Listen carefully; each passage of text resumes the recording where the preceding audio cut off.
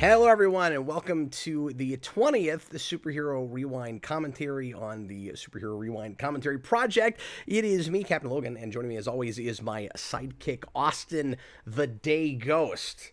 How's it going?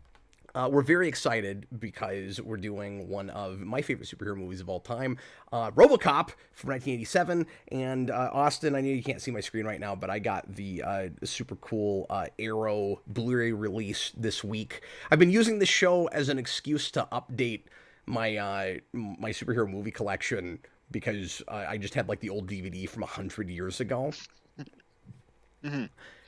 And this is one of the coolest releases I've seen in a while. It has 3 commentaries on it, and a bunch of special features, like hours and hours, and I'll never have time to watch all of it.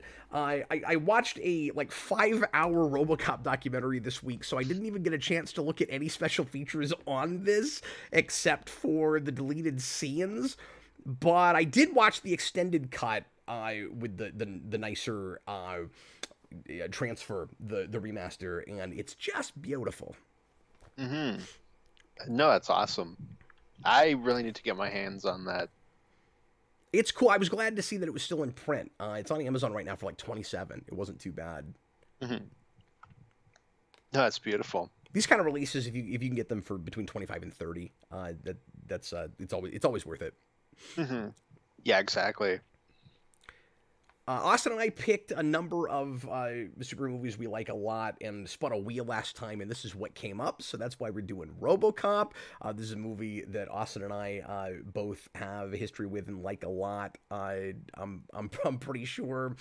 This is a movie that I came to kind of late in life. I watched it when I was probably too little to see it like a lot of people, but I didn't remember it very well, and then I finally looked at it for a Superhero Rewind I wrote years ago and fell in love with it and could not stop writing about it. It's a wonderful superhero movie, and I still say it does count as a superhero movie. We can have that argument again tonight, I guess. I know there's some people in our audience that still don't agree with me on that, but it's also just a wonderful science fiction film and a really good cautionary, be careful about over-relying on both technology and big business.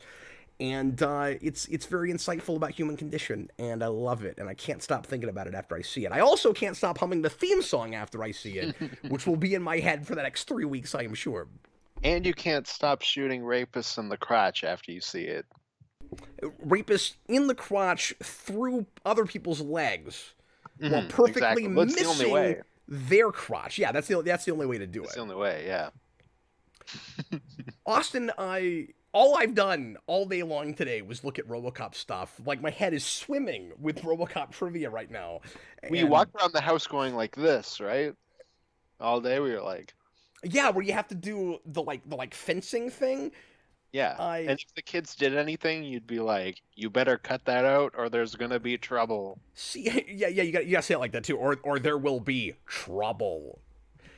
I'm gonna have a really hard time not making this commentary just regurgitation of things I learned with the documentary I watched this week. Like, as soon as you did that, I immediately was thinking, oh yeah, they talk about why he holds his hand like that in that documentary, because it's intentionally like fencing, because Oh, okay. I always assumed, because that's like a thing, like Han Solo does that, and I feel like there's other action heroes did. I always assumed it was like a balance thing. yeah, Like no, it's easier to it's because aim. it's European, and because the Oh, director okay. is from Holland, and so Yeah, he brought that to it. Yeah.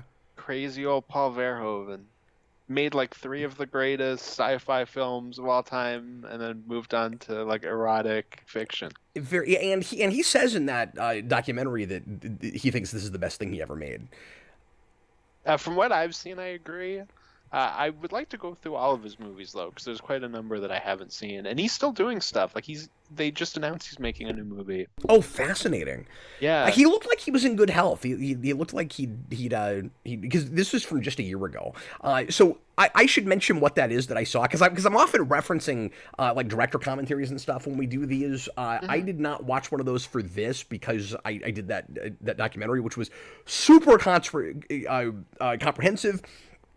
It goes scene for scene, Austin, and Oh wow. it brings back everyone they could find that was remotely connected to that movie. It doesn't do the irritating BS like fluff waste time thing of talking to fans, which I really appreciated. It's just about it's like a 5 hour featurette on a Blu-ray is what it watches like. It's like That's one of those. wonderful. It just goes on forever, and it's awesome.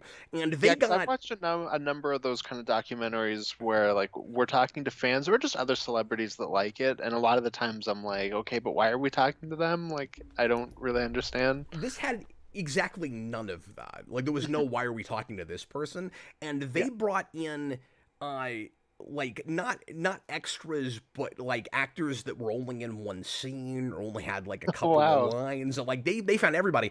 And Robocop is not one of those movies that has like a curse on it. It's almost 40 years old and nearly everyone is still alive. Hmm.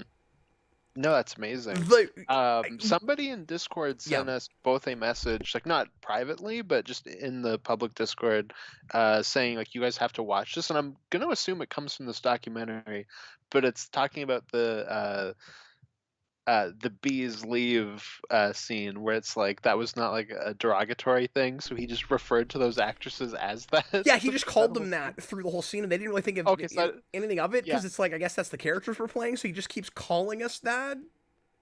okay, so that probably does come from that It's documentary from then. that. Yeah, the Yeah. two of them are in that documentary and talk about it. He was like, make sure you watch this before you do your rewind because it's important. And I remembered like 10 minutes ago, and I Yeah, they said the guy. It's very important. They said the guy who plays what is his name, Morton. Mhm. I that he went to the two of them before they shot that scene, and they said that he was like a perfect gentleman, and the way he put it was, he said, I want to apologize in advance if I get aroused, and then he said, and if I don't. That's awesome. And I was like, that's pretty classy. I meant to look him up. He's not. He's one of the only people not interviewed, and I don't know if he's passed on or where that guy is. But he's not in. He's one of the only people not there. Oh, okay. Maybe it's not the same thing then, because the two people that were interviewed in the clip that I saw were him and Clarence Boddicker, whatever that. I can't remember that Really? actor's name. No. I got that in that documentary from the girls themselves. They told that story. Oh, okay. Yeah, no, the one. Oh, so this is a different thing then. Must be, yeah, because he's not there. Miguel Ferrer. Yes. He passed away in 17. That's why. Oh, okay, yeah, so this is an earlier thing then, because it was the two of them, and he was like, "Oh my God, I was so embarrassed." Well, that's really sad, yeah, because nearly everybody else was there. And again, a long time later. So this was called Robodoc, and it's on Amazon, and you can watch it for free with limited commercials. But anyway, I will try not to talk too much about that, but it's very fresh in my mind because I just finished watching it a few hours ago, and it's awesome, and I got a lot of insights for that. And Peter Weller is extremely insightful about the characterization and thematic stuff with that movie. He pointed out things I never thought of. Oh, cool. I've never heard him talk, so like I never knew like how he was on that. Yeah, he should write a like literary analysis himself of his Mhm. own movie. He's got a lot of insights. Anyway, let's go ahead and get into it. We're gonna watch the movie. Austin and I are watching the director's cut, which is 1 minute longer than the original. And it mostly just puts back some of the violence and some like kind of alternate takes that are a little bit rougher with action. That's mostly what it does. It's pretty subtle in its changes, so you could pretty easily watch along with us, even if you're watching the theatrical cut, and you'll just be off a little bit with us here and there. But we're doing that because apparently in Canada that's the only way to watch it. Yeah, that was just the version streaming because I assumed it was the theatrical version because that's what's on Tubi, which is the last place I watched it. And then I got to that 209 scene and I was like, oh, nope, this is the director's cut. Yeah. Which is fine by me. Like, I do think I prefer the director's cut. It's like a minute difference, but like, I don't know. I'm glad that that stuff's back in there. I am too, because it's mostly just kind of censorship. Yeah, exactly.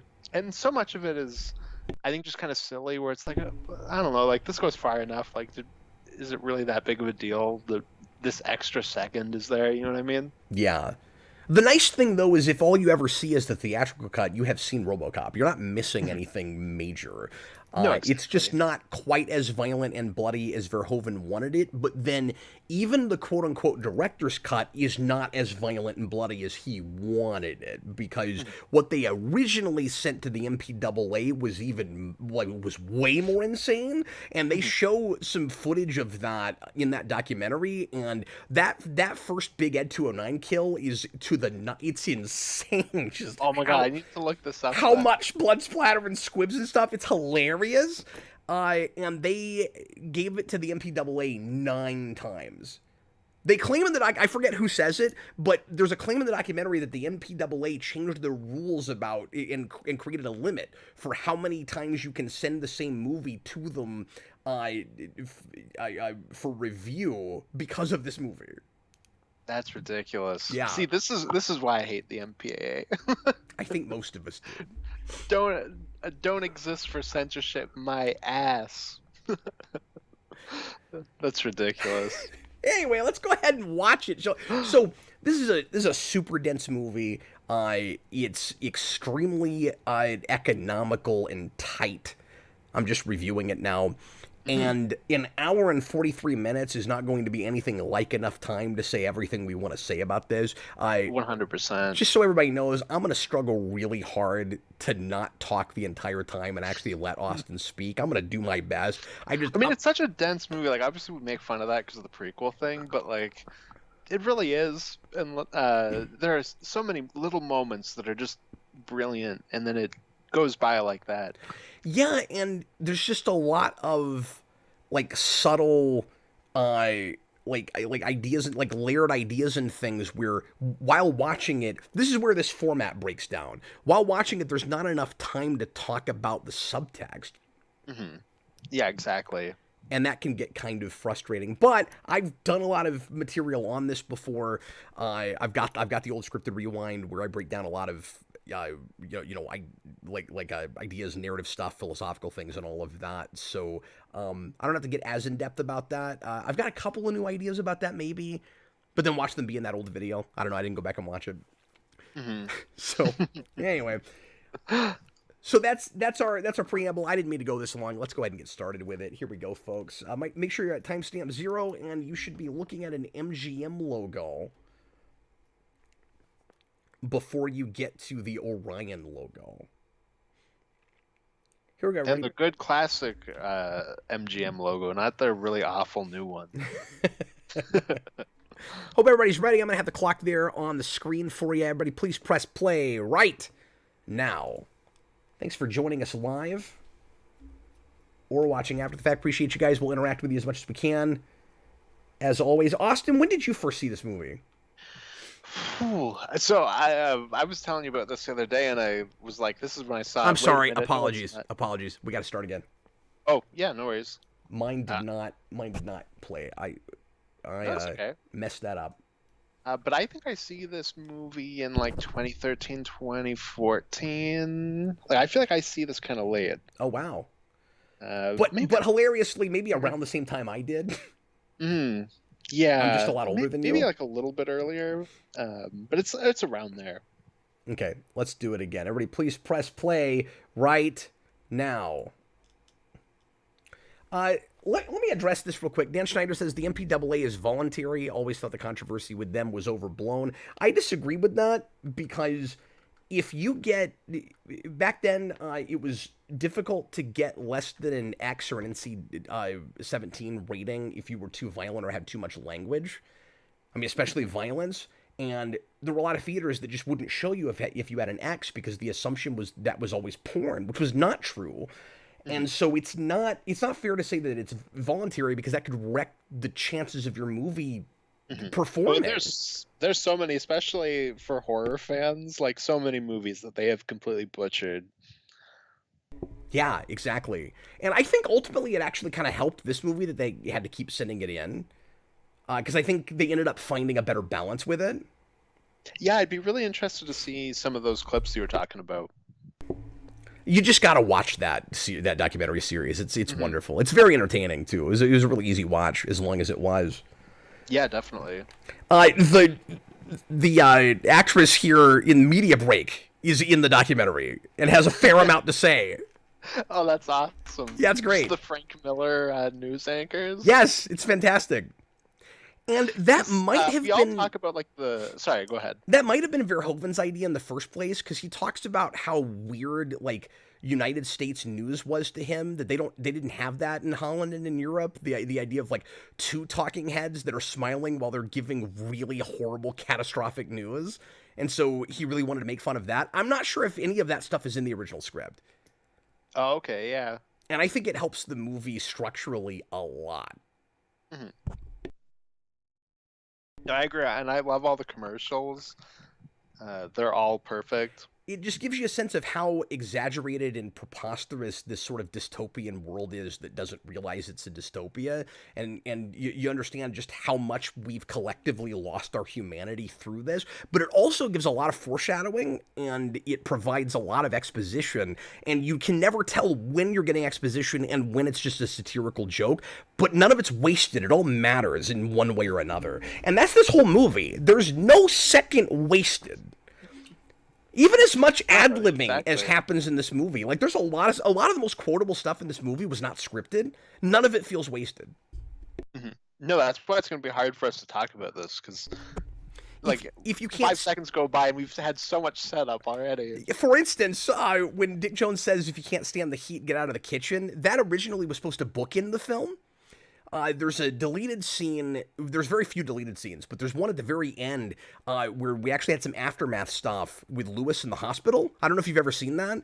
I didn't know that. I've heard people complain that this doesn't have any aftermath. I've always liked that it doesn't. I love that it doesn't. Mm-hmm. I don't think it needs it. I think it gets in and out, man. It's textbook in 3-act structure, in inciting incident, in only being there while there's a story to tell. And why would you want anything after he declares that he is Murphy again? Like that's the whole point. Exactly. That's the pin in the story. That's it. The man dies. He has a resurrection. He finds himself again. And man becomes machine. Machine becomes man again. You're done. That's it. And that's your 3 acts. That's your 2 plot points. Mm-hmm. Yeah, exactly. This is gonna be really hard. So I'm gonna get this out of the way right away. I said, it's textbook 3-act structure. You get the first and second act plot points at almost exactly the half an hour mark. It's a really good movie to look at if you want to write like a superhero formula or just an action movie or a 3-act structured movie. And I had never had this thought, I don't think, before, Austin, but tell me if you agree with this, because this was an idea I had watching it this time. You can almost define the 3 acts by the 3 prime directives. Yeah. I didn't have that thought before, but absolutely. And in order. So the first prime directive is serve the public trust, which is what Murphy is doing before he becomes Robocop, just broadly, right? Like, he's the consummate police officer. He's serving the public trust. And then in the second act, it's protect the innocent. We have 3 scenes in a row where all he's doing is going out, solving crimes, and saving people. And then the third prime directive is, help me out because it's not coming to me right away. So the first prime directive is sorry, that like threw me off because I was the first one is serve the public trust. The second Yes. one is protect the innocent. The third one is uphold the law. uphold the law. And yes. he uncovers a conspiracy and goes after Dick Jones. He is upholding the law. Mhm. I don't know if that's intended, but it's like perfect. But yeah, that's something I've always thought about this movie. Is it's both a perfect like distillation of just 80s action movies and just the superhero film genre in general. Like you said, with just how it's structured. And that's one of the reasons that I stand by this is a superhero movie. And we can argue about what the definition of superhero should be, but I feel like it's kind of undeniable that at least the movie itself falls enough within the trappings of that. And it's also influenced so much by that and by comics and has and both superhero and non-superhero comics. So this is looking at Miller real hard, but it's looking at like robot characters in the 80s. So like Machine Man, Iron Man. There's even the comic that the guy that holds up the liquor store picks up is an Iron Man comic. And in that documentary, they actually go into exactly what issue it is and why it was selected. Oh wow! I actually didn't catch that was an Iron Man comic. I'm gonna have to look for that. Me neither.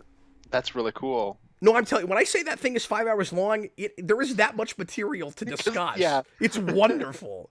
No, that's beautiful. I always talk about this, but the setup and payoff of just the various clues that we're establishing for Murphy as a unique human being who's like an idealistic, altruistic human being or person that lives in a world that is otherwise cynical and we've lost our humanity, is really sophisticated in when he becomes Robocop and those things come back to clue us in that there is still a soul in there somewhere.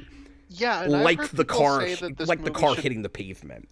Yeah, when I've heard people say that this movie should open with like the eyes turning on, like when he's RoboCop, and we shouldn't get any of this before that, and I don't agree with that at all because you need all of that.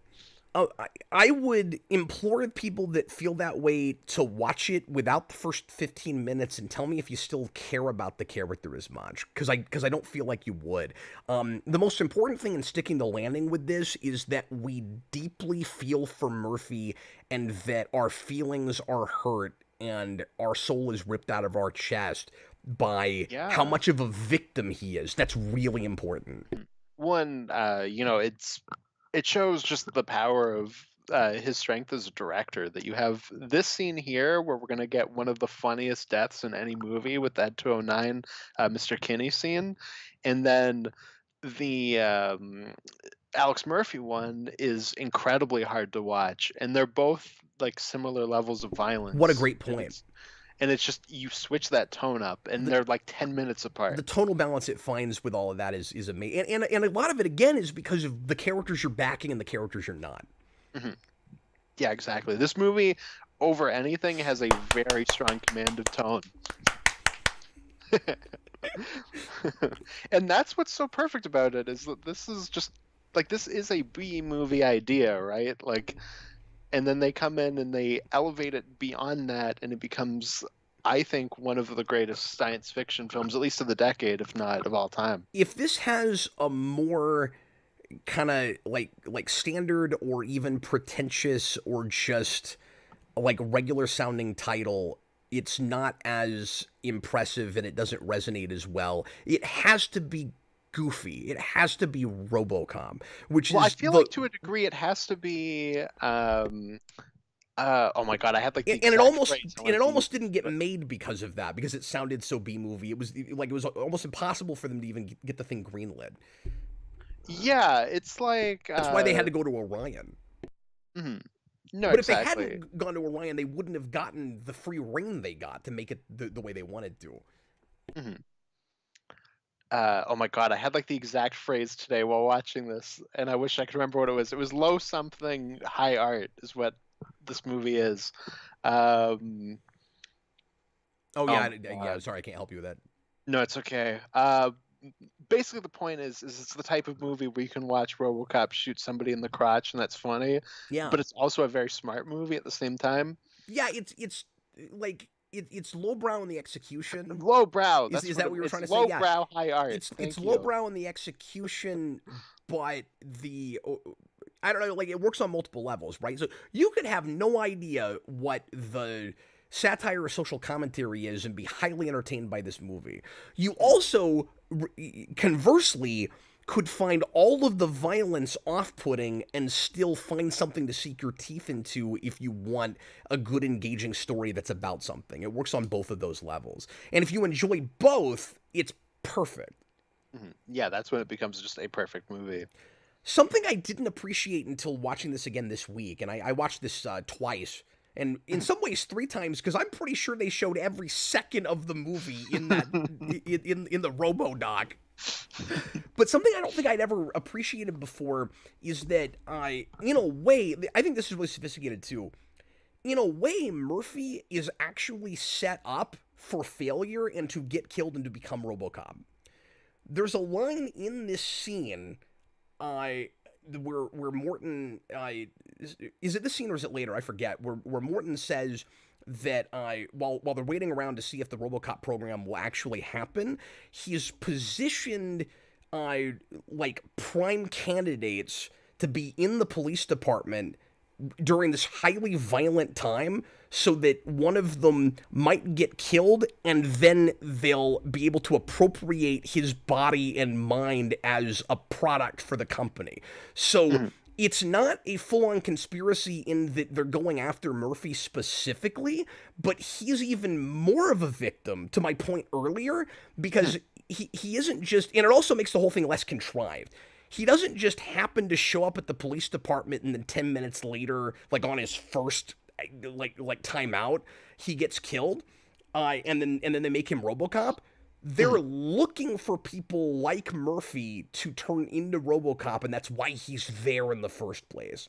And Well, that's a really important importantly, distinction. the company owns the police department in this. Like they are a private police force, and they're not Right. doing anything really to clean up the city. So they're also leaving it so that it's that volatile for the people involved. Yeah, that's a good point too. They're not actually they're interested in bottom line. That's the social commentary, of course.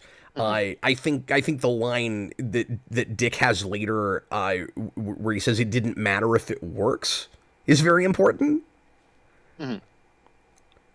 Like he's not making the Ed 209 to be effective. He's making it because he thinks it'll make the money. Yeah, exactly. Well, he talks about all the parts they're gonna sell, and I think he specifically says parts, like not even Yes. units. Yeah, he says spare parts. Yeah. No, it's great. Ed 209 is also maybe my favorite character in any movie. I love Ed 209. I adore that he squeals like a baby when he falls over and roars like a tiger when he attacks. So that is Everything about him is perfect. Yeah, when he falls over at the end, that is the sound of screaming pigs, of like slaughtered pigs. Okay. Yeah, I can kind of hear that now that you say it. And the tigers, the big cats, that's kind of obvious. I don't know if this is intentional, but I really like the juxtaposition or the contrast between the inhuman robot makes animal sounds, and then RoboCop is a human that they've tried to erase his memory and deprogram. There's something there. Yeah. With well, of course, you know why he makes a tiger noise, right? I don't know. Because the Tigers are playing tonight. And I never miss a game. Sorry, I couldn't help myself. I didn't know where This you were movie's going too with quotable. that. I knew it was going to be a joke, but I didn't forgive me, but I didn't expect it to be funny, and it was really funny. So well done. No, all of this interaction with Murphy at the beginning is extremely important, and all of this real estate is used perfectly because we get little enough time with him and Lewis that I should be complaining that we don't get to know her well enough, that they don't establish enough of a dynamic together. Shockingly, it totally works. We get just as much of that as we actually need. And in a way, it's sadder and more tragic, but also speaks to just how extreme and ridiculous the situation is, that they're partners for like 10 minutes and they develop a dynamic and they like each other, and that's refreshing in the first place, even in the 80s. And then he gets killed right away, and she doesn't even get any time to get to know him. That's kind of sad. Well, and speaking of Nancy Allen, like, it's amazing how like unfeminine they make her. Like, she has almost the same hairstyle that he does, and like they never try to sexualize her in any way, which is really different for a female lead at this time. And she says, Nancy Allen, in that documentary, that she had really only played kind of sexualized roles before this, so that was really refreshing for her. And that they kept having her cut her hair shorter and shorter until it got to that length. Yeah, and she's wonderful in this. What I love, like her as much as Weller. And I said this years ago in the written review. What I love about her is she doesn't seem especially effeminate, but the fact that she's a woman is really important. I agree. I like 100%. That it doesn't become a romance, and apparently it almost did. I'm glad that they didn't, because that's one of the big things I like about it. They worked on a draft where they nearly took it that far. Because that's the obvious place to go. Well, and it undercuts the tragedy with him and his wife. Like, even though Murphy is fully realized again by the end, you have to keep the tragedy of he will never have a normal life again. One, because you were talking about how they don't get that much time together with Murphy and Lewis. The family only gets flashes, and I think you get a very good idea of what their relationships were like. It's all you need, and it shouldn't work. But again, it does. It's just economy, man. And I really love how they hold on the wife thing, where we keep flashing to this scene that looks like they're about to have a fight until he like finally remembers, and it makes it so much sadder. Well, and I think the line, I don't remember them, I can only feel them, is also really important. Like, Peter Weller calls that the most important line in the movie. I think I agree with that. Yeah. No, that's wonderful. And can I blow your mind? Yes. The wife is in the documentary. I'm pretty sure she did like one shot for this movie. She has 40 seconds of screen time. She's in the documentary. She's there to go, I've got something to say to you. I love you. And they do this thing where they have all of the actors in various points in the documentary repeat. Sorry, I'm talking about that too much. It's okay. Repeat some of their most popular lines in the movies, and she actually says it on camera, and that's the only line she has. That's what the big 10-hour-long Nightmare on Elm Street and Friday the 13th documentaries do. So that's cool. Yeah, that's kind of fun. I thought I would find that irritating and find it gimmicky, but you can tell that all those actors are really enjoying reliving that. Yeah, that's what you get with those two documentaries, and it's like a montage at the end that's like a minute, and it goes through each actor that was in it, and they get to say their big famous line from each movie. What's really cool about this one is I thought maybe it being that long that the last couple episodes or one episode would be totally devoted to sequels and TV shows and stuff. And none of that? Nope, they go through a montage of it in the last 10 minutes. It's awesome. That's beautiful. And only to make the point of look how popular it became. That's the only point of it. And for a couple of people to say, it's sad that the stuff after it was kind of crappy. Mm-hmm. And I can't remember who it was. Somebody goes, some people like Robocop 2. I don't think anybody likes Robocop 3. And that was pretty great. I don't think anybody likes Robocop 3. I can't remember who said that. I don't even like Robocop 2. I know a lot of people really like that movie, but I don't know, it's a mess. Yeah, and it's made even worse when you read Miller's original script, because there's a lot of good stuff there. Well, yeah, Robocop 2 is a movie that can't commit to anything. It has 8 gajillion ideas that all come in passing, and it's and it simultaneously feels do any of these. Too watered down because it's mainstream, but also cynical in the wrong way. Like like the little kid mob boss, that was a mistake. Like that just became a mean spirited mess. The reason this movie works so well is because there's a lot of cynicism in it about capitalism and Reaganomics at the time and privatization. And it feels like the movie is saying we're kind of just screwed. Like this is exaggerated like 1984, but it's like we're on our way there in a way, and maybe there's no going back, and maybe we've already passed a point of no return where we've lost our humanity as a country, but then or maybe even a society in general. But then you look at individuals, and most of the people in this movie are either awful people or they're misguided because they've bought too much into the kind of corporate lie that you have freedom and you can be an individual, but also we own you and we hope you won't notice that.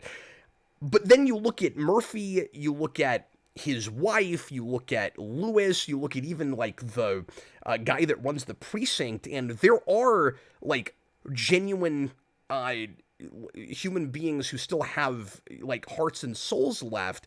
And by the end of the movie, this is also one of the reasons that I consider it a superhero movie.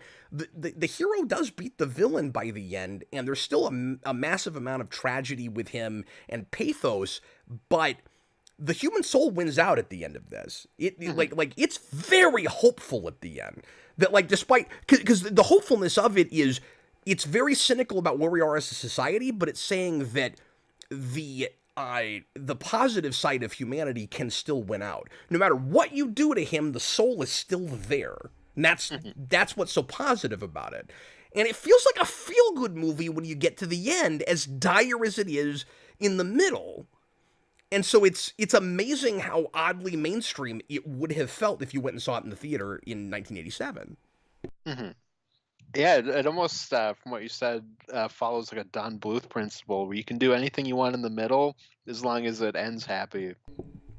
Yeah, and you're saying that he is a hero, which means he's got to be heroic, which means that you're doing that thing I've always said about Superman, where you can make a dark Superman movie, you just can't let Superman himself get dark, like in his thinking and the way he handles things. And Robocop is just like in a good Superman or Captain America story, like I always say with Winter Soldier, he's backed up against the wall. He's got every opportunity to turn into a straight up revenge killer. And yes, he kills people, but he's a cop, and everybody's firing guns at him, and it's basically like a war situation. Like, this city is a war zone. I don't think it's fair to say he's not a superhero because he's killing people. It's never murder. I mean, yes, he gets pretty excessive, sort of understandably, when he's trying to find himself and get his, and find his soul and everything. But he never, arguably, he doesn't kill out of malice. He does throw Boddicker around out of malice. Yes. But he also doesn't kill him out of malice there. Like, he like roughs him up, but then does take him in. That's like a momentary weakness thing, if anything. A lot of the memorable lines, particularly in this scene with all of the thugs, are improvised, and that makes sense. Apparently, as difficult as Verhoeven was to work with for a lot of the crew, because everybody talks about how in some ways awful it was to make this movie and how difficult it was to make Verhoeven happy, that he was like kind of a slave driver. He also is an actor's director, apparently, and he let them make a lot of choices. So that makes sense, because like that is a consistent thing across his films that I've seen. And that just gives all these characters so much more flavor and character than they would have had without that. A lot of that is not on the page. Yeah, because every single one of these thugs is memorable for something. Like, you have the one guy with the weird laugh, and then like a lot of them have just really memorable lines. Like, you have that one guy that's like, "Can you outsmart a bullet?" Stuff like that. Like, they all have really memorable moments. And I don't know if that one's scripted, but I do know "Can You Fly, Bobby" was on the day. That is not scripted.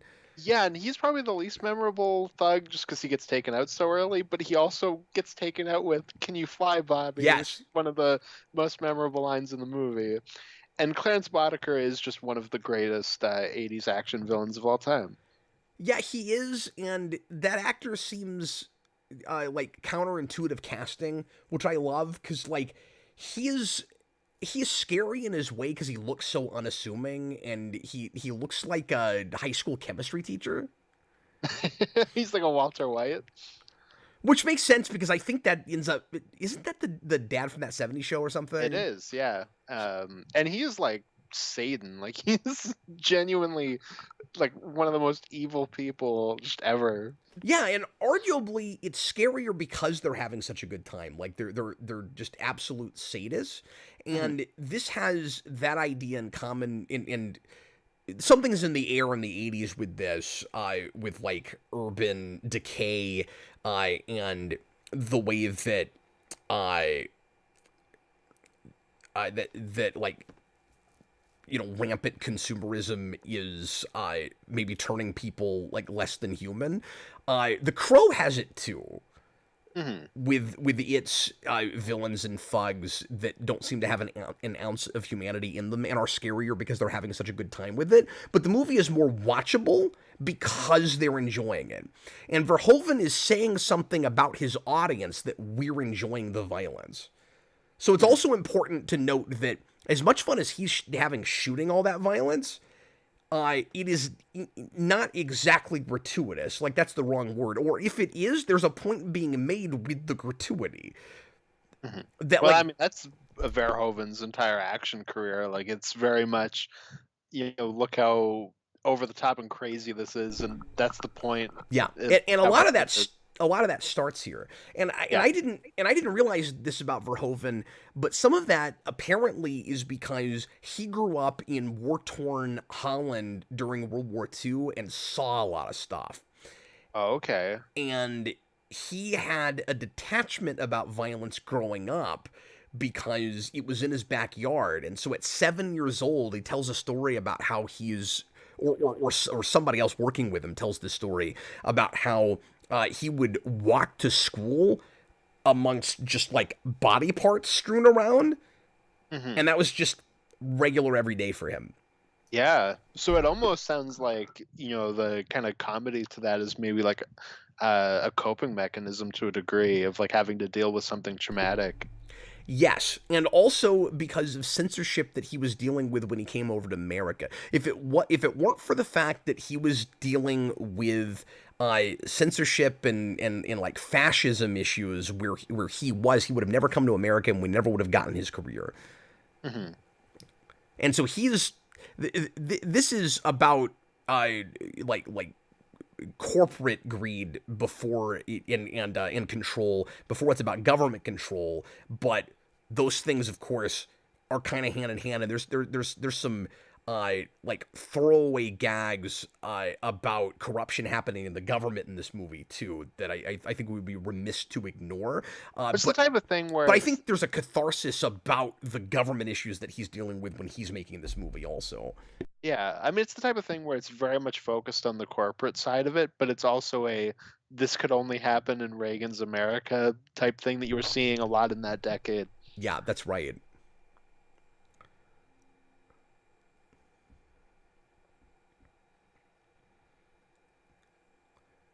Yeah, it's just that rampant materialism.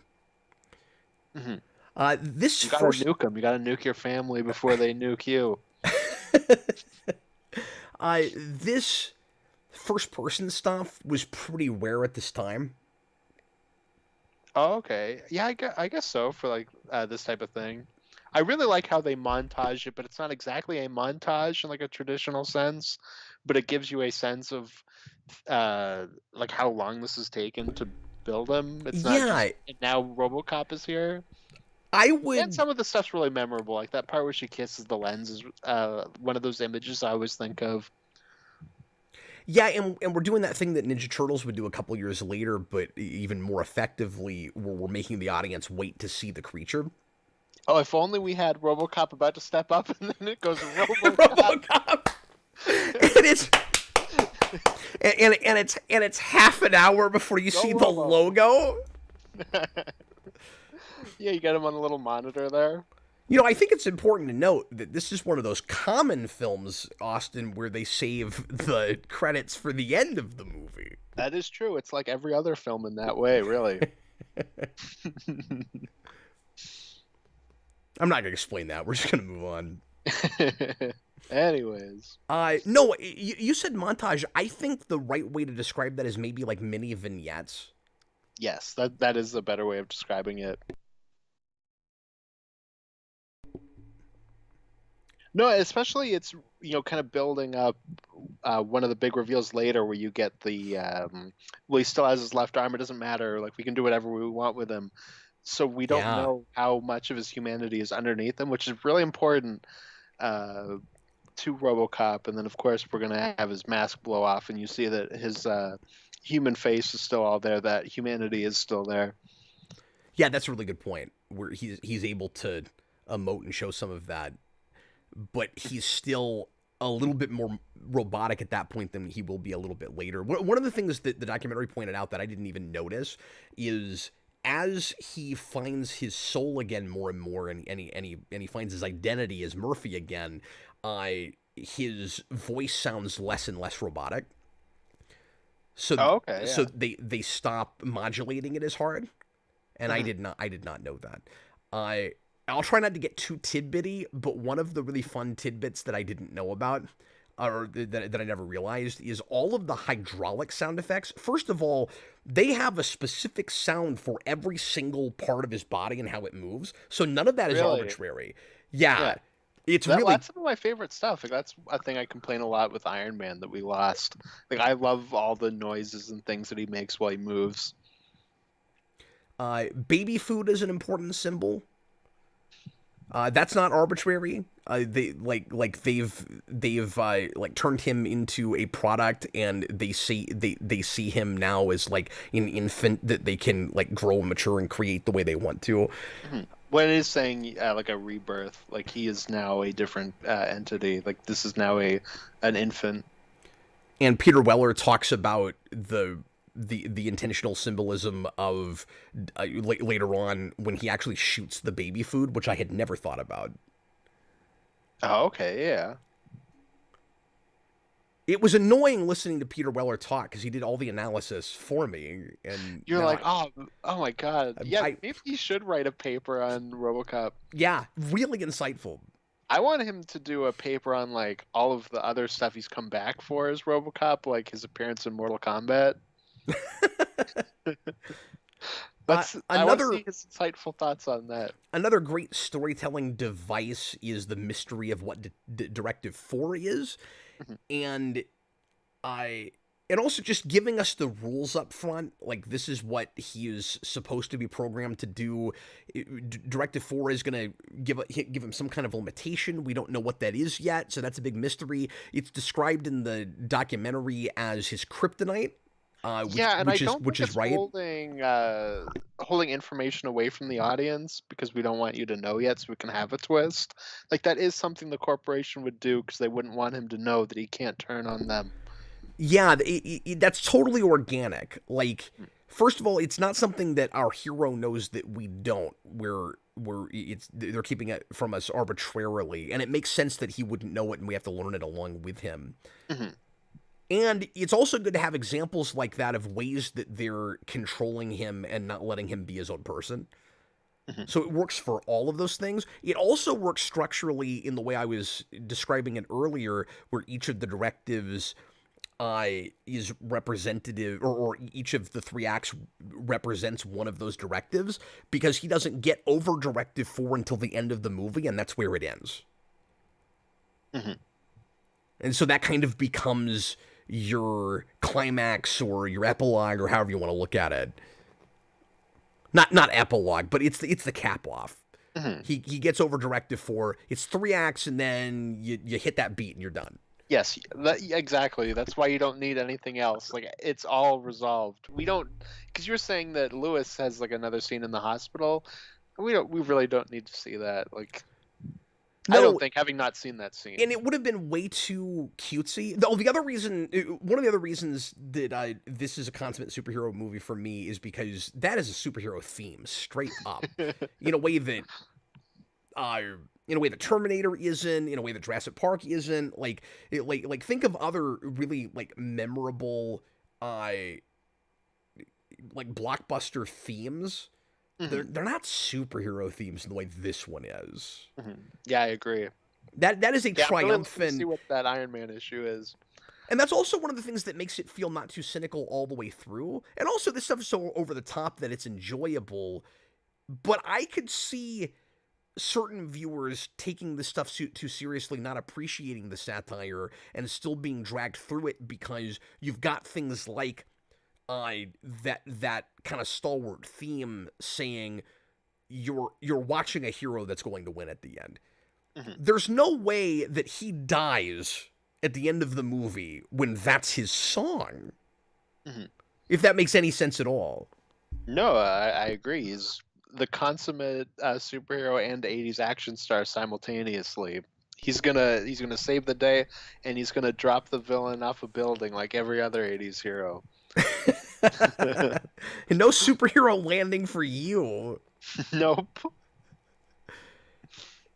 Yeah, no, it's gonna be a it's gonna be positive. It's gonna be hopeful. Mhm. I love how comedically big this guy's gun is. Yeah, it's great. For just robbing a convenience store. Originally, there was supposed to be a kid in this scene that he saves. Oh, okay. And because of child labor laws, they shot it too late and they had to send the kid home. So they cut it out. The kid got paid, and then he's in Robocop 2. Oh, well, good for that kid then. Is that the villain kid? No, it's No, 'cause not. he would be a little bit too There old. were a bunch of kids in that movie. It's one of the baseball kids. Yeah, it's just like a whole gang. Well, that scene is one of the better scenes in RoboCop 2, just for Weller's performance. Okay, so here's a cool double entendre thing. And I don't know if this is intentional or not, but I think I can read it well enough in the movie, Austin. You got the billboard, and you see this in a few places. Delta City is a really ominous, messed up idea, right? You've got old Detroit, and this corporation is not only taking over the police department, but they want to create their own city and have complete control over it. That's what Delta City is. And it has... they're advertising it as like Metropolis. Like they're like, look how perfect our city is going to be. Yeah, and they're purposefully letting Detroit go to hell. And it looks like it's... can build this. Yeah, and that's very 1984, right? Is like they're saying the opposite of what it is. Yeah, and I love what you just said, because it does look like Fritz Lang's Metropolis on the billboard. And it says the future has a silver lining. Mm-hmm. And Robocop is also the future of law enforcement. So the silver lining is cold steel, no humanity. But they don't realize that they've accidentally created a thing that still has a soul and still has humanity. And so the movie is telling you, is foreshadowing the hopefulness. Mm-hmm. That the future has a silver lining, and it's Robocop. Yeah. That's great. We're about to get the greatest demands of all time. Number 1, don't F with me. Number 2, I want some coffee. I want some coffee. Number 3, I want to recount, and no matter what way it goes, I want my old job back.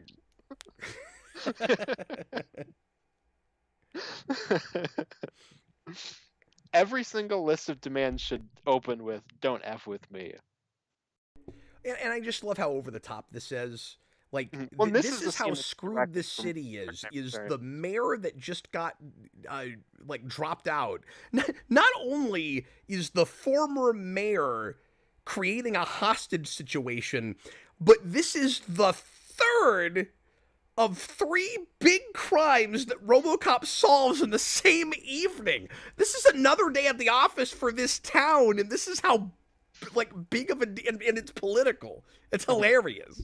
Yeah. No, and this is one of the scenes that's directly out of Dark Knight Returns. I'd say probably the biggest one, and the mayor's name is Miller. Yes, which has to be intentional. Also, because we talked over it, and Makura just We mentioned talked it, over and lots of stuff. yeah, I love how cold that line with the woman that was about to get raped, where she's like, "Thank you," and he's like, "You've suffered trauma. I will call a trauma center for you, or like a rape crisis center." And her reaction to that is awesome. Yes, is she in the documentary? Yes, she is. Yes, And she talks about that scene. hell yes. Makura 999 super chat. He says in Verhoeven's film Turkish Delights, which I've never seen, the protagonist is a sculptor who makes a piece depicting the resurrection of Christ, which Verhoeven is obsessed with. That features maggots on Jesus. The warts and all idea is important to Paul, as is Jesus. And part of the reason that he took this job was that he saw Robocop as a Jesus metaphor, which was not intended on the part of the writers in the first place. Okay. And that metaphor does kind of break down somewhere with just how tragic it is. Like, I mean, Jesus is a tragic idea, I suppose, in that, like, God takes his son and makes him, have to die in a horrible way for people's sins. But, like, when he comes back, the tragedy for him is kind of over. And in this case, the tragedy is the way Robocop has to come back. And, he doesn't get to then go back to paradise after that. So, like, that metaphor does break down somewhere. But Well, it breaks down because Jesus doesn't have a USB knife that he stabs a Roman general through the throat with, which is why Robocop is cooler. Hey, I have an aesthetic question for you. Yes. In the documentary, one of the costume guys is talking about how originally they sculpted it, they designed it so that Robocop would have a badge built into his chest plate, and they showed a picture of what that would look like, and apparently Verhoeven didn't want it for some reason. I don't know why. Like, Robocop is a cop in the first place. His like going around always displaying his badge makes sense to me. I don't know why he took that off. And it looked good. I would have left that. Yeah, I wonder if you maybe could have done something where he's got the badge and then it gets shot off later on in the film when he goes rogue. The Nukem commercial, of course, is hilarious. I watched this today with Jason. Pakistan's invading my borders. My borders. Jason laughed out loud at that. Was it the first time he's seen this, or has he seen this before? I don't know why I let him watch this when he was younger, but I did, and he didn't remember it. Okay. He didn't remember much about it, so it was like it was for the first time, and he loved it. He had a wonderful time with it. But I think his favorite parts were the satirical commercials, because I think at his age and just as thoughtful of a kid as he is, if I can say that, I think he got a lot of that. Mm-hmm. No, those are some of the best moments, absolutely. And it's good. Again, they get the political stuff very in the background, which just creates a backdrop of what the larger world is like. Because kind of like, not that this is anything like as good as this, but kind of like the TV show Gotham, there's a larger world, but we never get past the border. Mm-hmm. Well, and there's like kind of the Corto Maltese thing that we were just kind of hinting at, like the you have in Dark Knight Returns. Obviously, that's a big part of that story. Well, here it's good point. More in passing, but like you do have that overall world building where you see that the world is also kind of crappy. Well, and if we're criticizing Reaganomics, we're saying that the government has allowed this to happen. That it's letting. And again, I don't like to get too political about whatever our views are, but just the idea of the movie is if you allow too much to be privatized and you deregulate to the point that we did in the 80s, this kind of thing is possible, and that's why it happens. So it doesn't have to attack the government directly to say the government created this problem. Mm-hmm. Well, that's why I always thought the remake doing Ed 209s in like the Middle East was like one of the better ideas that would have been really good for a remake, and they do nothing with it. But like that feels like a natural way to build on top of this material. Well, yeah, because you can expand on that and make it more about government and business in bed together. Mm-hmm. Yeah, exactly. There's that line you like, spare parts for 25 years. Mm-hmm. What I like here that we have competition between our main villain and the guy who made RoboCop, but the guy who made RoboCop, Bob Morton, is not like a Yinsen or like an Uncle Ben. Like he is as bad as our main villain Yeah. is, but just at a lower level because he's not quite up there yet in power. Yeah, and I like that we're dealing with the generational issue of these younger guys are brought up in this culture, and they wouldn't have to be like this if only it hadn't gotten this extreme. But you're getting a sense that, like, everybody coming up is. I'm trying to find different ways to say this, but like we're all losing our humanity because we don't have our hearts in the right place. Yeah, and for that reason, I like that it's not the main CEO of OCP that's the main villain of this. I like that it is a underling. It's also one of the reasons that I really don't like the sequel, because that movie has a totally different interpretation of the old man than I did watching this movie. Like, I don't know that he's a good person, and he's certainly like letting a lot of things happen under his nose, or like he's got plausible deniability. It's hard to say how much with things he even knows about. You get the sense that he is like as detached and doesn't have regard for human life as much as most people in this world, especially at the corporate level, because in the boardroom scene, he like everybody else there does not care at all about the guy that just got completely eviscerated. So there's that, but when you get to the end, you've got that endearing moment where he and RoboCop lock eyes, and he's the one that says, "What's your name, son?" And I just get the sense that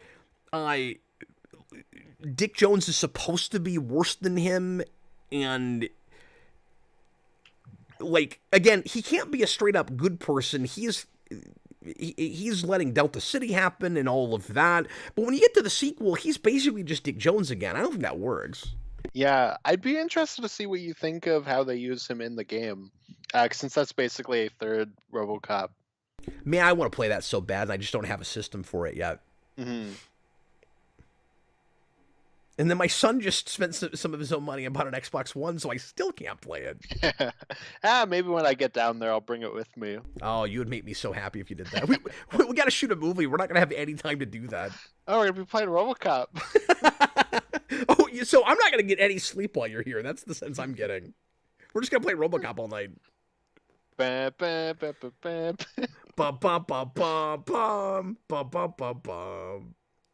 Yeah, but think about how amazing it'll be. It will be amazing.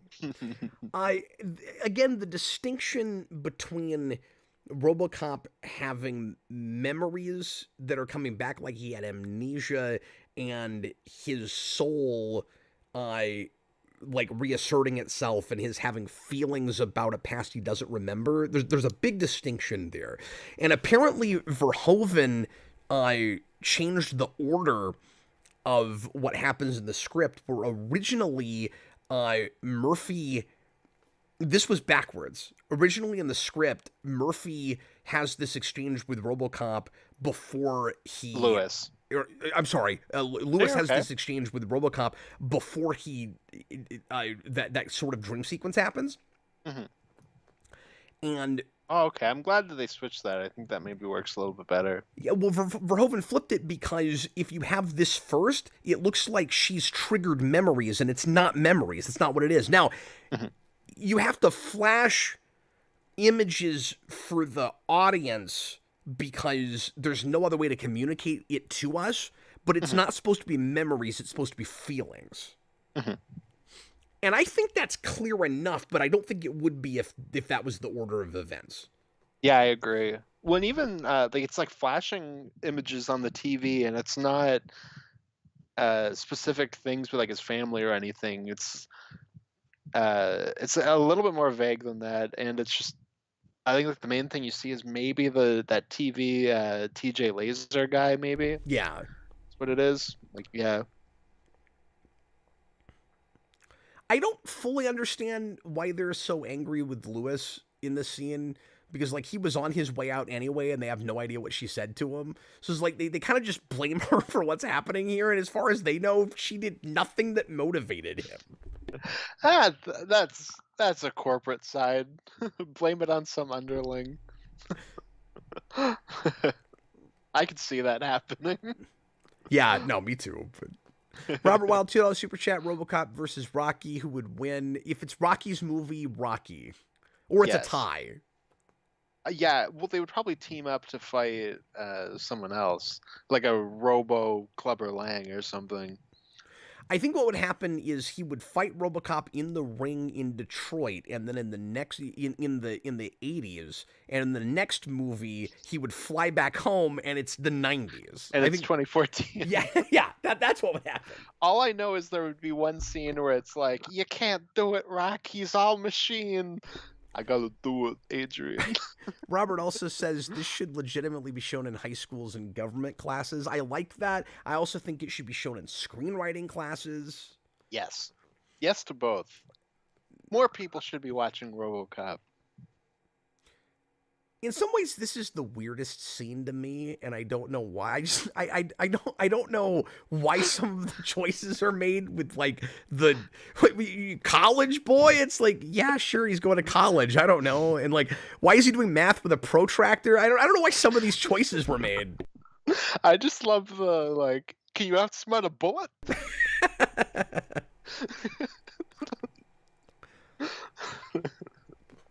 Oh, another interesting tidbit, if I may. So this is a gas station called Shell, and I always wondered about this. It's not a Shell station. Like, Oh, that's what I always assumed. Okay. I don't know if you know this, like what their logo looks like, Austin, but like that's not a Shell station.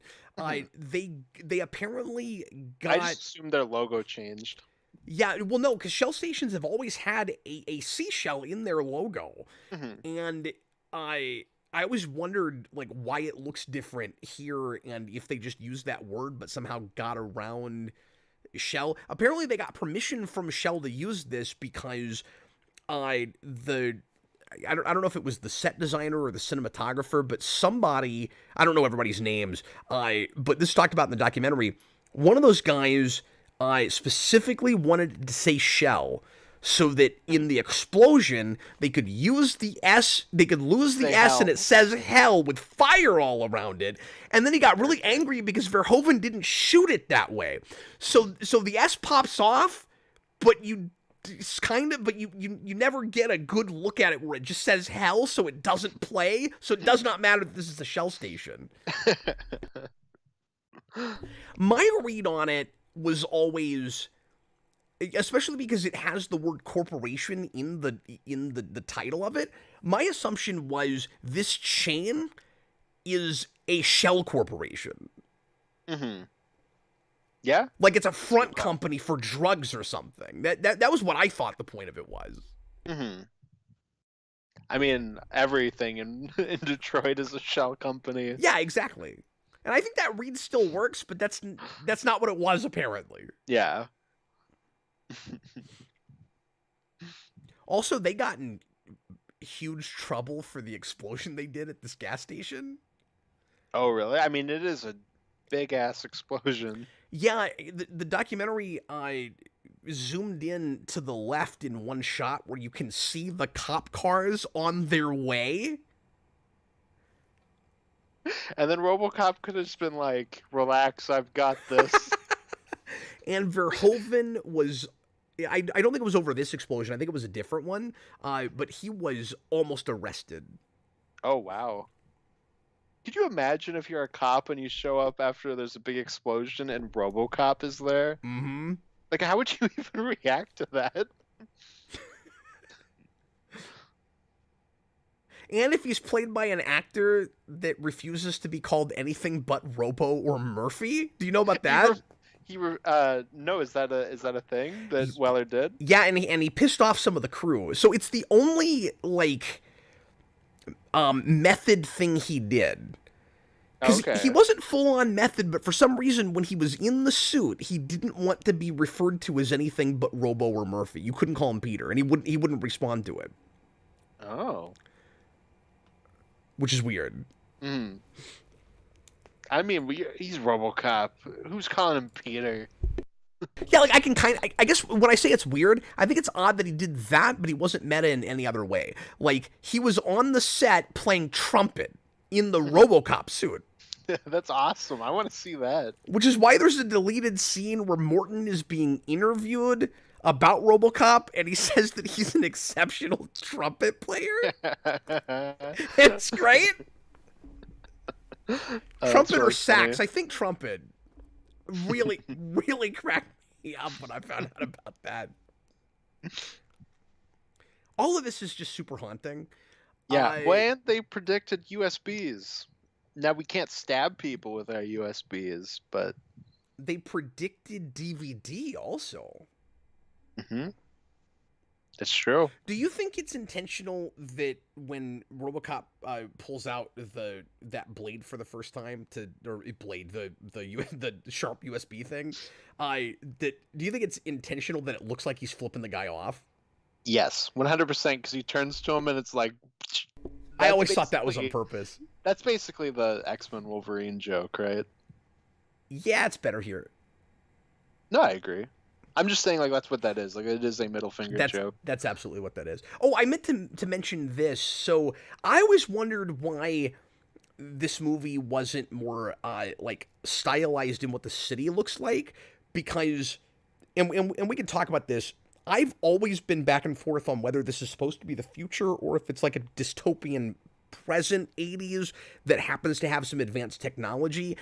And I would have thought that, especially as inspired apparently as this movie is by Blade Runner, that you'd have matte paintings that created like a much more futuristic looking city. I discovered watching that documentary why they didn't do it that way, because they thought about it. And the reason they went and shot in Dallas and had it match for Detroit instead of doing like building a lot of sets and doing the Batman 89 thing is because they had a small enough budget that Orion told them you can either have the RoboCop suit or you can have the Blade Runner future. Wow, that's crazy. They made the right call, not even just in either or, but I actually think it's better that it's not like a futuristic city. I think so too.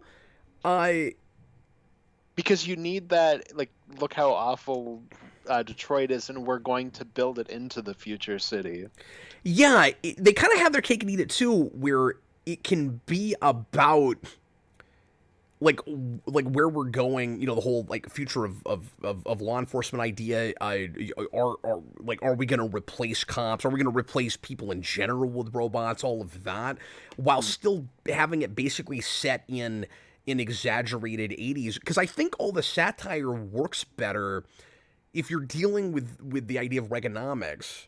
If it's a future, if it's an era where Reagan is still around, like you have that throwaway, and this is my favorite one. I think now you have that throwaway line in the media break about the quote unquote accidental laser that goes off from the orbital space station, and it's specifically like a peace laser, which makes it even funnier. It's the Star Wars peace laser. Like you don't get more 1984 than that verbiage. Well, they used the Star Wars thing earlier. That one's not called Star Wars, but it's something peace, like orbital peace. No, I think it's also the Star Wars one, but I could be wrong. I think they only say Star Wars at the beginning, because there's two different ones. We'll see it in a little bit, but you might be right. That's so Orwellian, though. That's my favorite thing. Is it's like this peace laser went off today and killed like hundreds of people. Well, no, but more importantly, it killed 2 former presidents.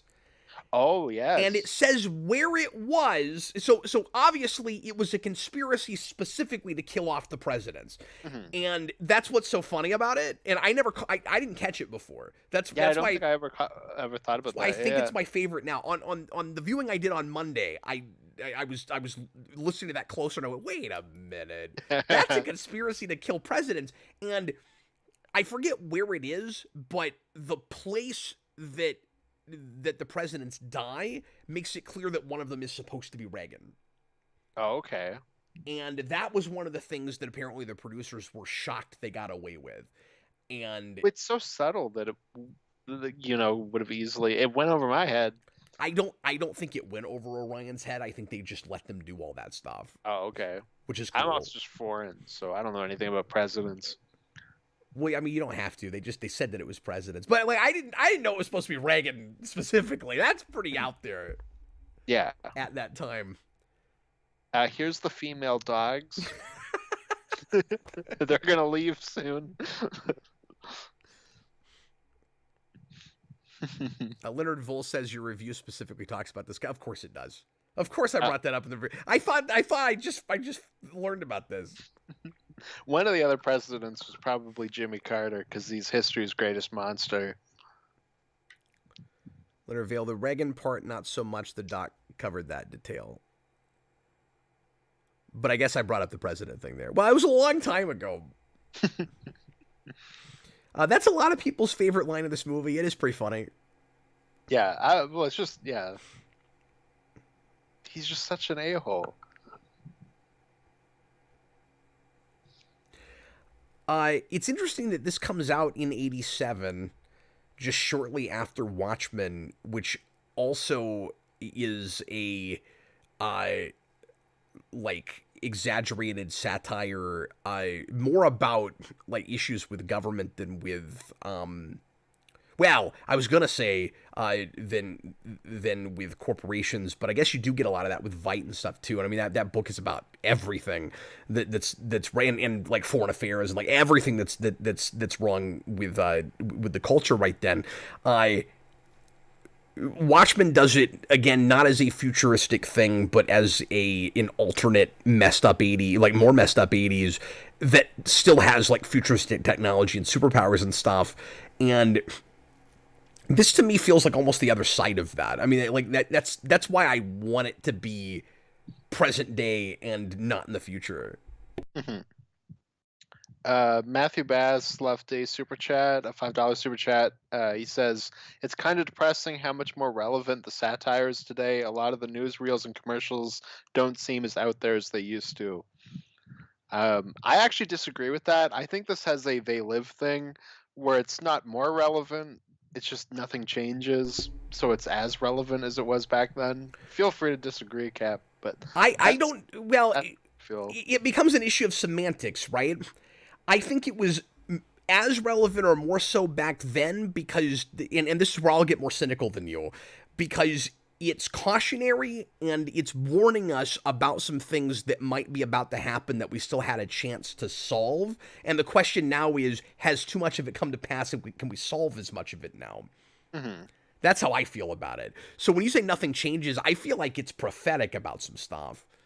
Mm-hmm. Like we have gotten, well, first of all, with just stuff that's happening right now with, especially in Detroit, with and San Francisco, and when you look at like current urban upheaval and you look at like ineffectual policing and government and laws that are making it easier in certain areas for people to just go into stores and steal stuff without repercussion, and then you look at how much more in other areas it feels like a police state. Where, like, one of the things they talk about in the documentary is how we've got, like, all the cops in this movie in Kevlar, and they're using more, like, militaristic weaponry and stuff. You're seeing more of that now than you did in the 80s. So, like, it did predict some things that have ended up happening. And that's kind of scary, and it's hard to say how much of that we can walk back. And then also just roboticizing things, you know, like now that we're at AI, we're much closer to something like Robocop than we've ever been. So like, how much of this can we actually walk back? Mm-hmm. No, that's fair too. So I don't like the word relevant. I think the sad thing is it feels less like a satire when you watch it now. Yeah, maybe. I don't know. Like I said, I don't really have that, but fair enough. Like I can understand where you're coming from.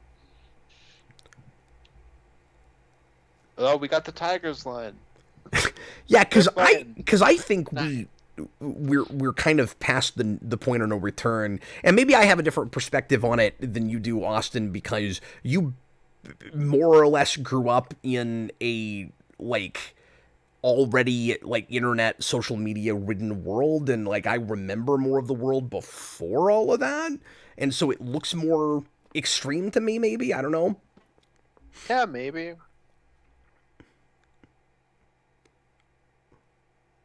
I don't know. I'm also from a third world country, so Robocop is just where I live.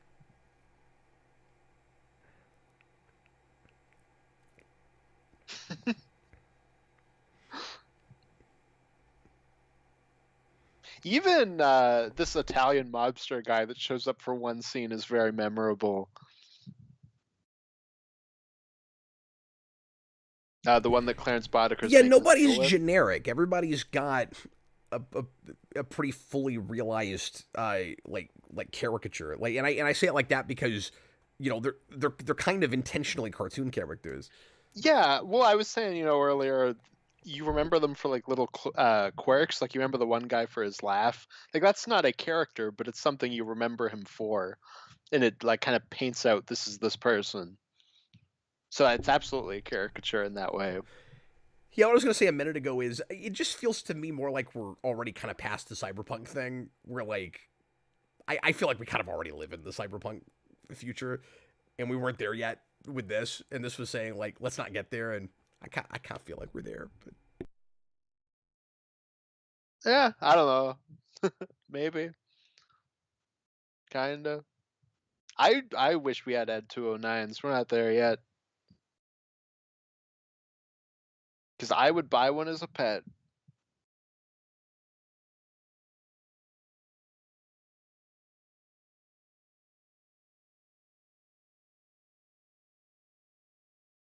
well, it is a straight up animal. Exactly. And it'll cry if I knock it over. One thing that we haven't really talked too much about Cap in terms of structure is, I mean, I guess maybe like a little bit, but just how well it balances all the characters it has, especially at this time where you have a lot of superhero movies really struggling with more than one villain. Yeah, and it's crazy how effortless it is about that, given that it's only an hour and 45 minutes long. And Mhm. it doesn't feel like a movie with too many characters. You don't think of RoboCop as a movie with lots of characters, but and it probably helps that a lot of them aren't uh like supporting cast that are throughout the whole movie. Like there's a lot of, like you said, memorable characters that are only there for the one scene. But Yeah, well, and Lewis kind of drops out through the middle. Like, obviously, she shows up a little bit, but she's more of like a bookend in how much she's there. So we're also just doing a good job of how we weave them in and out. it's weird when you get a movie that's this well executed where you simultaneously miss a thing, like would love to see more of it, and also know that it's just done correctly. Like I want Lewis in the movie more, but she shouldn't be in the movie more. Hmm. No, that's a sign of how much we like her as a character. And also again just the efficiency of like the, RoboCop is obviously this robotically, like logically minded character that isn't supposed to have a soul, and the soul is trying to come out. The movie is made like that. Hmm. Like it's Uh, made extremely economically and efficiently. mhm. So, in the same way that RoboCop never speaks when he doesn't have anything to say, this movie doesn't put characters on screen that it's not doing anything with. So, Lewis is there just as much as she's got to be there, and she's always serving the story, moving it forward, but Mhm. also not I in also such a really love the sterile way where we captain. don't where she's not a person. Hmm. Yeah, exactly. When we're getting to a point now where she's going to become more of a character, or like she's going to come back in more. It's really interesting, right? That she shows up and becomes more of a full on sidekick Hmm. 15 minutes before the movie is over. And the ending always sneaks up on me. The black globe is awesome. Yeah. That's like an Austin Powers prop. Like something Doctor Evil would have. He's a bad mother effer. Exactly. And there's a lot of stuff in this movie that I would call heavy-handed and praise it for that. Like that's the sort of movie we're making. It's a it's a satire, it's a melodrama, it's gonna be. Well, that's the sad thing about Paul Verhoeven's career to a degree is he's not subtle, but like so many critics, for example, with like Starship Troopers, called that movie a fascist film when that's obviously the joke. Like, I still don't it's understand ridiculous. that. Like, how do you Yeah. not get that? And how do you not get that if you've seen RoboCop? Have you seen RoboCop or Total Recall? 10 minutes, Yeah. 10 minutes into that movie, if you know who's directing it, you should have a shift where you go, "Oh, this feels really messed up," and you go, "Wait a minute, I know what he's doing." Yeah. And I don't really like Showgirls, but like even that, like I it's didn't know very he made obvious that. it's a yeah, he did. Uh like that's also very obviously a satire.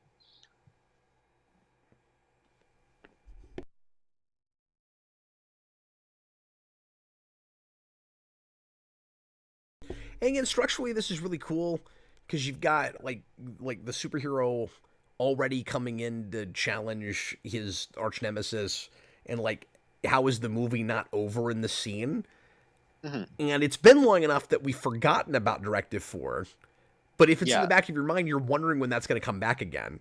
This movie's tight enough that you're probably already trusting that all those things will pay off. Mhm. Yeah, because we haven't even really fully started to pay off a lot of stuff yet. Like we've gotten a little bit of it with the Alex Murphy to RoboCop personality traits, but like there's still a lot more payoffs to happen. You know, I meant to say this earlier in the hallway scene with Lewis. Mm. This movie does not hold the audience's hand at all. If we did this script now, you know what a director would be likely to do, What's that? or an editor? We'd be likely to get in that hallway scene with Lewis and flash back to things Murphy has said to her before. Yeah, I can see it. We never do that. Or flashback to when he twirled the gun. Yes. You know, just in What if case they flash you back forgot to about it. car scraping? That's one of the reasons that this movie being as short as it is, I think is really effective. Mhm. I think the runtime helps it a lot. Where Yes. it's dense in that there's a lot of cool little details, but the story also is simple enough that the real big setup and payoff stuff, even on a first viewing, you're not going to forget about them. And I also think that it's really good at emphasis. Yeah. You Well, can it knows tell to get in and get inherently out. what stuff's gonna matter. I'm Mhm. sorry, good. No, I just said it like it knows when to get in and get out. It doesn't need to pad itself out. Yeah. And that's what's so I love that shot of the eye through the broken lens. That's such a great shot. Yeah, and it's also part of his like realizing his humanity again. Where as he's discovering his soul again, they're letting us see more of his face. Mm-hmm. Yeah, it's breaking through the machine. And I really like the point you made earlier that we don't even know how much of him is still left under that mask. So that's all revelatory.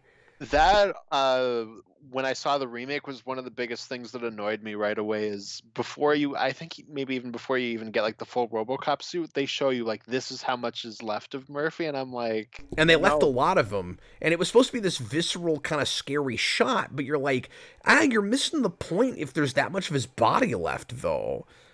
Like it's yeah, and it just looked silly. Am I remembering that right? Where like they keep more of his body? So it's his one hand, it's his head, and then like his lungs and organs. And that's what it was. And then like the suit like comes around him, and I'm like, no, we shouldn't know that. And like you can do something else with this material, obviously, but that's just one of those like you didn't get it.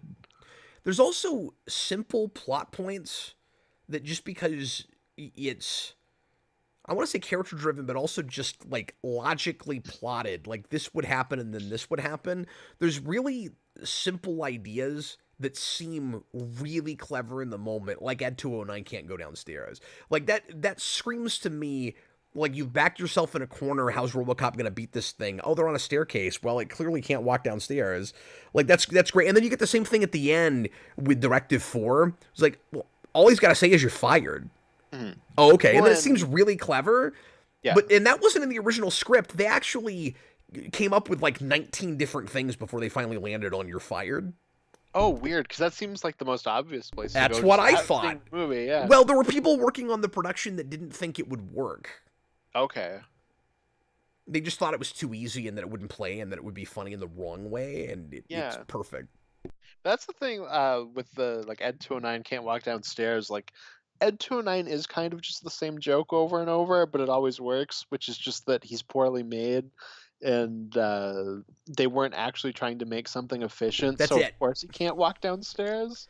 Yeah, Because like the nobody corporation's. thought of that clearly. No, I love that idea. The corporation's biggest weakness in dealing with Robocop is their crap doesn't work. Mm-hmm. So they're stuck using the same things they're selling to the idiot masses. Mm-hmm. And so it becomes poetic. Mm-hmm. Yeah, exactly. This shot is incredible, by the by. Yeah. See, this is where you would be flashing back to Alex Murphy being shot in a remake, in a new one. You're so right. Especially because he's really emphasizing the one hand that gets blown off in that scene.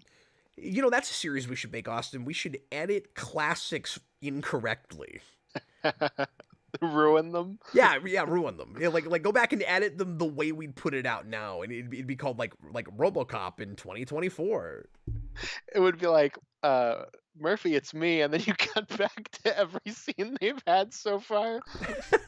Because you have time. There you go. I like this idea.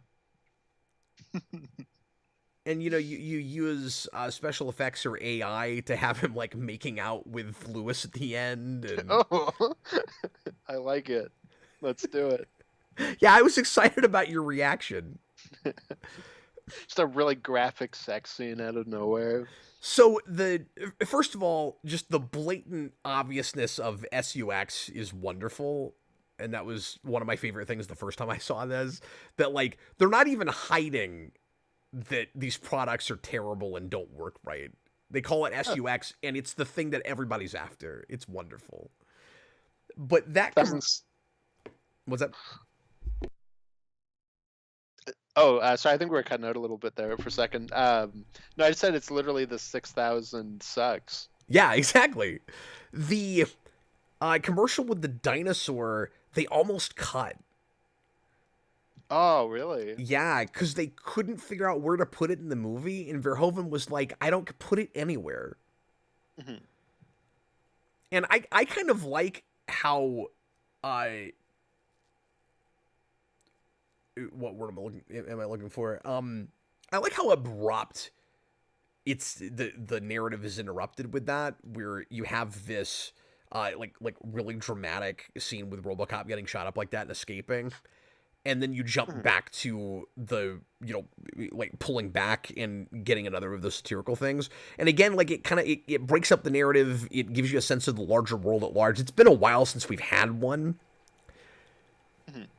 And conventional wisdom would say that needs to go earlier in the movie because we've already heard some about that car. But I think it's just world building stuff at that point. Yeah, I mean, that's basically all it is. It's cool that it's even in the movie, the actual car.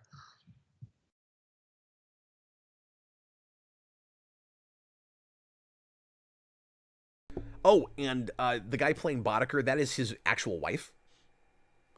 Oh, that's fun. Oh, that's something, Cap. So this is one of your favorite superhero movies because the main villains are Lex Luthor and the Joker, right? Well, I mean, I hadn't really had that thought before, but... It's the team-up you really want in a Batman movie. Yeah, not really. I've never been the biggest fan of that, but sure, we'll go with that. No, I've always loved Ronnie Cox, and I was familiar with him before I saw RoboCop, at least as an adult. He's in one of the Star Trek stuff, right? Well, he's in one of the best two-parters in TNG. He's in the famous episode Chain of Command where Picard gets tortured. That's the Four Lights episode. And he's in the big subplot in that with Riker where he's the captain that takes over when Picard is kidnapped. Mm-hmm. And he's great. What's interesting is he got kind of typecast after this as bad guys and a-holes. And that's what he wanted to play before this and couldn't get that role. and then he gets this in RoboCop, and that's all he plays after that. Or at least all I ever saw him as after that. I mean, he's great at it. And you can Clarence tell he's loving it. Boddicker, he never got to do that again, I don't think, though. He got to be the dad on that 70s show. He's probably at Star Trek somewhere, too.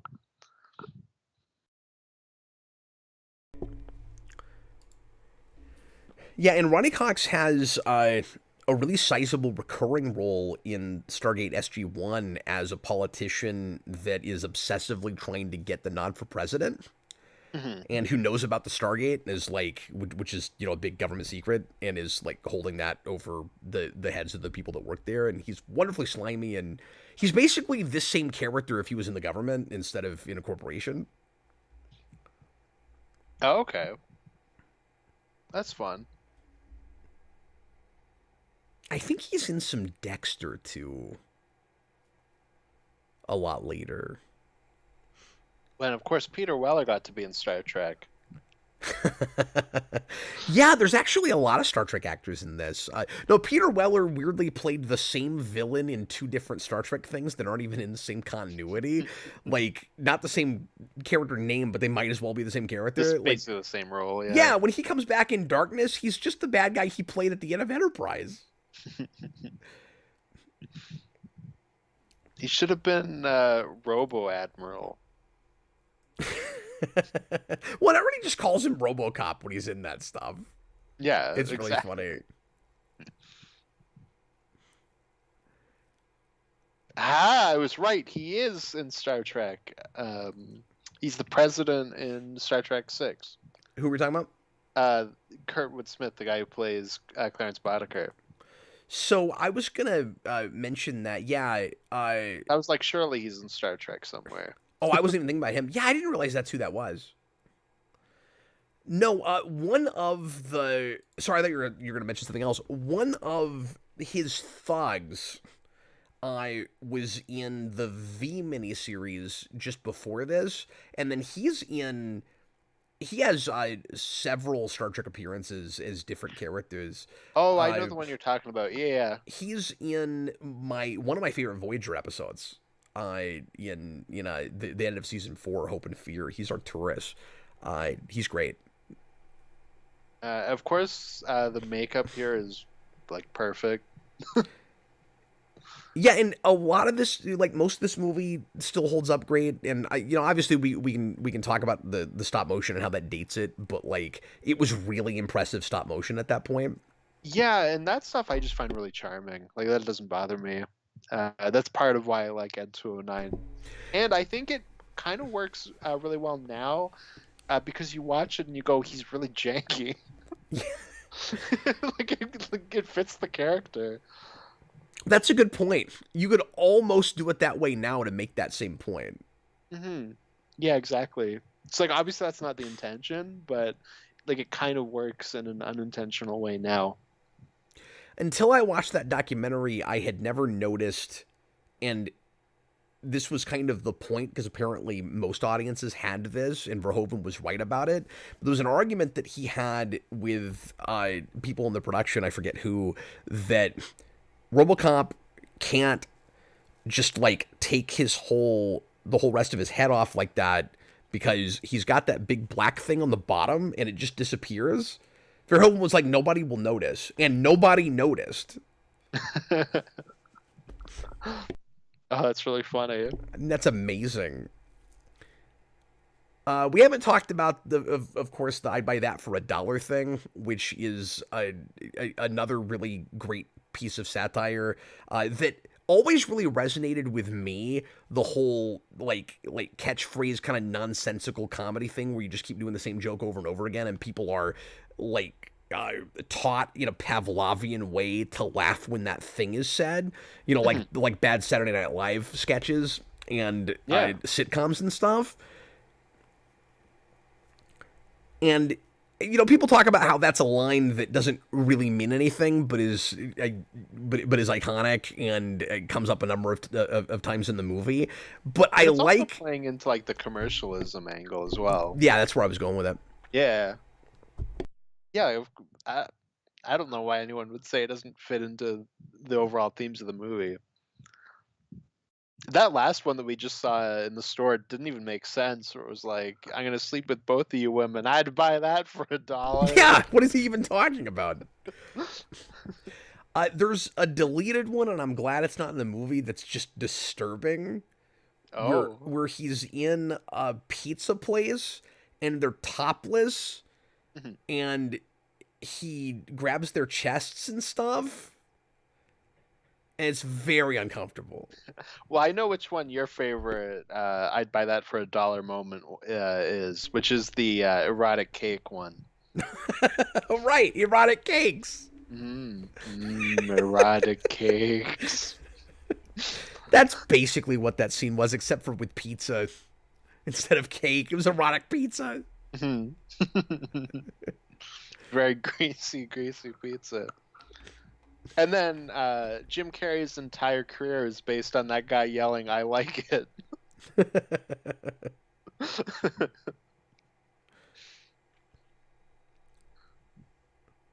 Yeah, they talk about his weird line reading in the documentary. I'm trying not to just talk about that the whole time. No, I really need to watch it. It sounds really cool. Because I really like the Nightmare and Friday ones, and they sound kind of similar, except that's like a 8-hour thing about a full franchise. Well, there's been so much documented with this movie, and we've had good special features on discs that I kind of thought that might be sort of a waste, and they would just bring up stuff that you've heard before. But it's especially because they talk to so many different people. I Yeah, like I would have expected that kind of Back to the Future one where they bring in a lot of people inspired by Robocop to talk about it. Yeah, it was really nice. There wasn't any of that kind of fluff. Yeah, And like it's just I so remember comprehensive. that was the first time I ever heard about Rick and Morty, and I remember watching that documentary and being like, "Why am I listening to some creator of a knockoff Back to the Future show talking about Back to the Future?"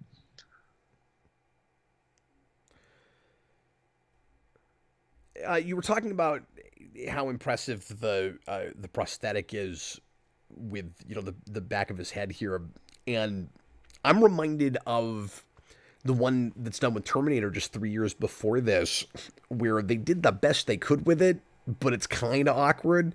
You know what I'm talking about? When Mhm. when he's in the hotel room and he's like taking his eye out. Yeah, yeah, that one's not great. One, it's funny because earlier we talked over it, but when Alex Murphy gets killed, like when he gets like the bullet through his head, the prosthetic for there reminds me so much of the Arnold one in Total Recall, where he rips the thing out of his nose, where you can obviously tell it's not the actor, but I don't think it's bad enough that it really takes away. But they're very similar. Like I'm pretty sure they were made with like the same material. Like they look very similar. Yeah, I just brought that up to say that it feels like RoboCop is building on some of those things, and apparently, while they were making this, like they'd already started filming, and Terminator came out, and they kind of actively avoided it for a while, and then finally, a lot of those guys went and saw that movie, and apparently, who was it? Oh yeah, the writers took Stan Lee to see Terminator. Or no, they no Weird. no no, they weren't filming it yet. They were in the middle of writing it, and they Mhm. were worried that that would inform this movie too much, and they were trying to sell it to Stan Lee when Marvel Studios was just getting started and wasn't doing much yet. Oh, okay. I can't remember if it was called Marvel Studios yet, but like they had their own like startup film production company. Hmm. And the story is they took Stan Lee to see Terminator, and he walked out saying, "Well, it's pointless. You guys will never beat that." What an a-hole. Stanley was like, that guy should make Spider-Man. Then this comes out and makes $1 billion, and Stan Lee, I'm sure, just said, "I remember when I created RoboCop." I'm just kidding. Well, I just imagine it being like that old like comic interview show he had. I've seen the one with Liefeld where Liefeld Yeah, draws some of his young blood yeah, characters, and comic book Stanley, greats. yeah, and Stanley's like, we need to get my lawyers involved so that we can agree that I co-created these, if anyone asks. Yeah, I remember that. I just imagine him saying that about RoboCop. Yeah, it all goes back to comic books, and it could be argued that this was the most like comic brought to screen looking movie at this point. Yeah, I still stand by this as like one of the most Frank Miller-y movies brought to film. We've gone farther with that since then, but it's still up there. Like it's still in the top 10, if not 5. And just a movie that looks as much like that medium as maybe you're going to on film, especially without going full on stylized with matte paintings and stuff. Mhm. Like there's other movies that eventually eclipse it just as far as it feeling like a comic book. Like I think Blade has that more. Mhm. Yeah, I agree with But that. it obviously really starts there. Mhm. And so you can't underestimate the importance of comics with this. We talked over the really important tender scene that between him and Lewis where he's shooting up the baby food and Yeah, it's a really nice kind moment where he's like he can't aim properly and he needs her help. And now we have the Toxic Avenger. yeah, I was gonna say he looks like a trauma character.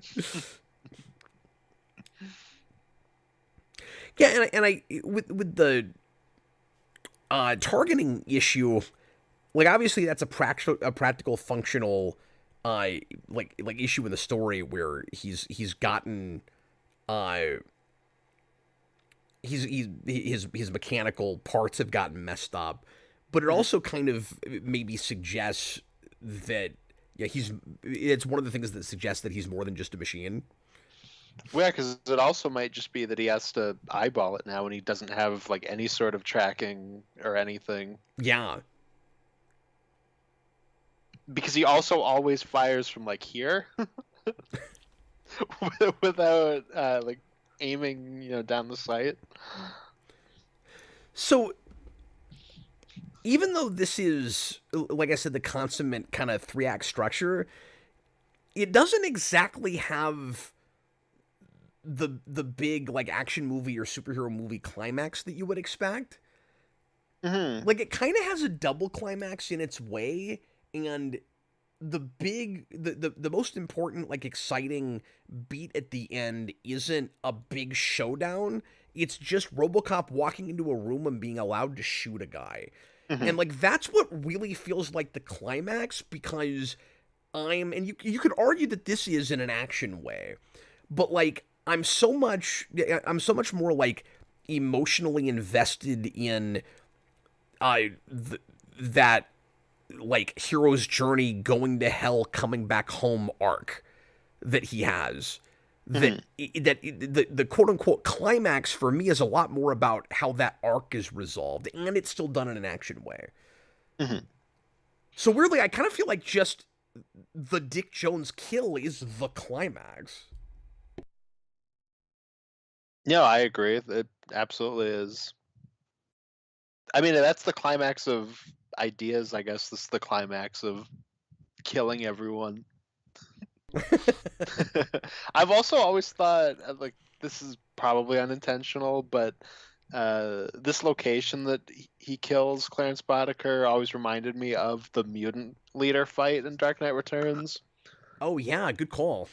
And I don't think that's intentional because they originally wanted to shoot this somewhere else that they couldn't get, and I can't remember what it was, but it wasn't this kind of location. No, I figured that wasn't intentional, but it's just always reminded me of that because they're also very different scenes. That's a nice payoff. That like if you're gonna have a big blade that comes out, he's got to use it to stab somebody, and why not the other big bad guy? Yeah, and the ridiculous gore of it is perfect. Where it just like explodes gore all over his chest. It is maybe a little bit too easy that the thing that he like stabs into computers to get information is that deadly. Like there's really no reason it needs to be. That I'm telling you, that's what USBs should be. But it's pretty great. So this ending always sneaks up on me. And that's why I said earlier, in like, not in a bad way. I've always kind of loved that about it, where it's like, oh wait, like it's already over. Oh yeah, we kind of told the whole story. And I think one of the things that throws me off is that thing I said earlier about Lewis becoming the sidekick, like 15 minutes before the movie's over. Like, it really feels like there should be a longer third act, but once the thing is over, I like getting blindsided by it. Mhm. I really do. I like that the action doesn't go on any longer than it has to be. Like could this fight with the Ed 209 at the end be a little bit grander? Yeah, I guess. It does read a little bit like maybe we ran out of money. See, I've always liked this fight. I really like the kind of setup where it's like, oh, he's not dead, and then he is. But I like that he is defeated easily because it just plays into that Ed 209 joke again, where like he kind of sucks. Yeah, Uh, no, that's true. Well, and and then because in the remake you get the like really stupid action scene where he fights like three of them and he's like jumping around on top of them and it's super lame. we'll see. It's better because it's bigger, Austin. Exactly. But no, you're absolutely right, and that's why it works. Is like it kind of subverts the expectation of that should be the big climax. Like, you just had a big action scene. Oh man, he's finally gonna have the throwdown with an Ed 209. You're like, wait a minute, didn't one of those just fall down a staircase? Yeah. And that's not the real threat. The real threat is the guy that his programming keeps him from stopping, and he's the guy that's in the way of him reclaiming his humanity. And I think that's ultimately the reason that I love this movie as much as I do, Mhm. is because that's what it comes down to. It comes down to the classic science fiction what makes a man a man story idea. Mhm. Yeah, absolutely. And I just like that how relatively subtle it is about it. Um, the Because we movie, never like spell it out in like a way where we speechify about but we're that. also not sappy about it, right? Yeah. I What a lot of uh like 50s 60s like sci-fi short stories might do with that is go, the robot has become self-aware and found himself, so automatically the directive disappears. There's like 12 frames of this movie that are not perfect and is all in that Dick It's all Jones there, fault. yep. And that is talked about in the documentary and made fun of. And It's so silly. His the arms are like way too the big. special effects guy that put that together basically just comes right out and apologizes for it and says he wishes he could do it again. I mean, it makes me laugh every time, so I don't hate it, but it is Well, what's like a weird long. about it is it with that background, it's a perspective problem. It looks like the arms are elongated somehow, but they in that documentary they showed it without that backplate, and that's just what he looks like, and it doesn't look disproportionate until you put the background on it.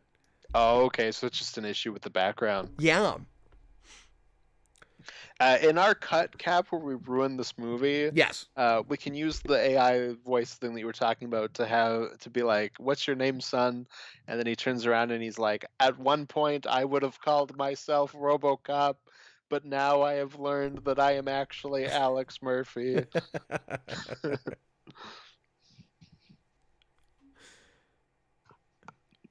My friends call me Murphy.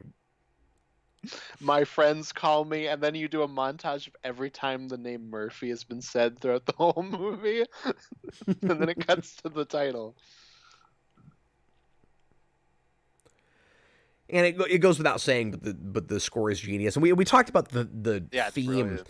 but the tragedy and the pathos is really brought to the fore with especially a lot of the horn work and piano stuff. Mhm. And then I like how versatile that theme is, where there's places where it's this big triumphant theme, but then there's places where we go real sad and tragic with it. Yeah, exactly. And that No, also it's helps just to one of make the those whole thing all-time great scores. and it helps the whole thing feel more epic in scale. Mhm. Absolutely. Because it ultimately is that kind of like epic tradition, again, kind of hero's journey thing, which is also part of why I want to call it a superhero movie. But Yeah. there are other things that fit that I don't. So like it is a little arbitrary and it's hard to define terms. And I keep thinking about Inspector making Gadget is a superhero. He's RoboCop. I keep thinking about making yet another video about that. Jason and I were in the car today and we were having that conversation. I was like, some people still argue with me and say RoboCop is a superhero. And Jason said, well, it feels like it should be, but let me ask you a question. He said, why is RoboCop a superhero, but the T-800 in Terminator 2 isn't? Mm-hmm. And it took me about 20 minutes to come up with an answer. Because there's an argument to be made. And then it kind of comes down to like a franchise thing where it's like... Yeah, I think when you get into that, then you can be like, but like, like Luke Skywalker or something.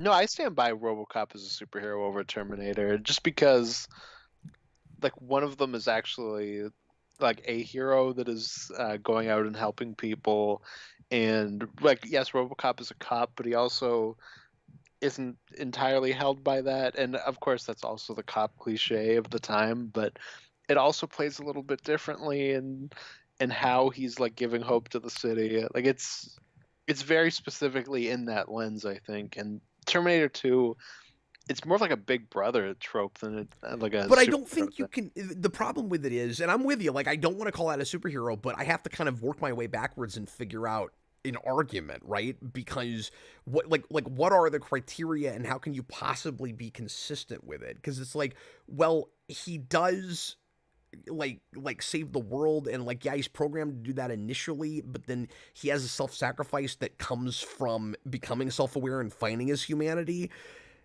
And so then does it just come down to, well, RoboCop has more of a costume, and like the Terminator doesn't really have a costume? Like Yeah, what are the actual criteria?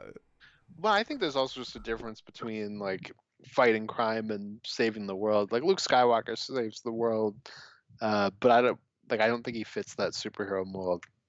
But there are lots of characters in comics that just kind of do the big world save thing. That is true. Like, do you have to? Okay, let me ask you this: do you have to go on patrol to be a superhero? I don't. Yeah, I don't know. I don't know that you do. You see what I'm saying? Like, I don't think you could be. But I think it's consistent different about comics because the superhero mold is also just kind of built into it. Yeah.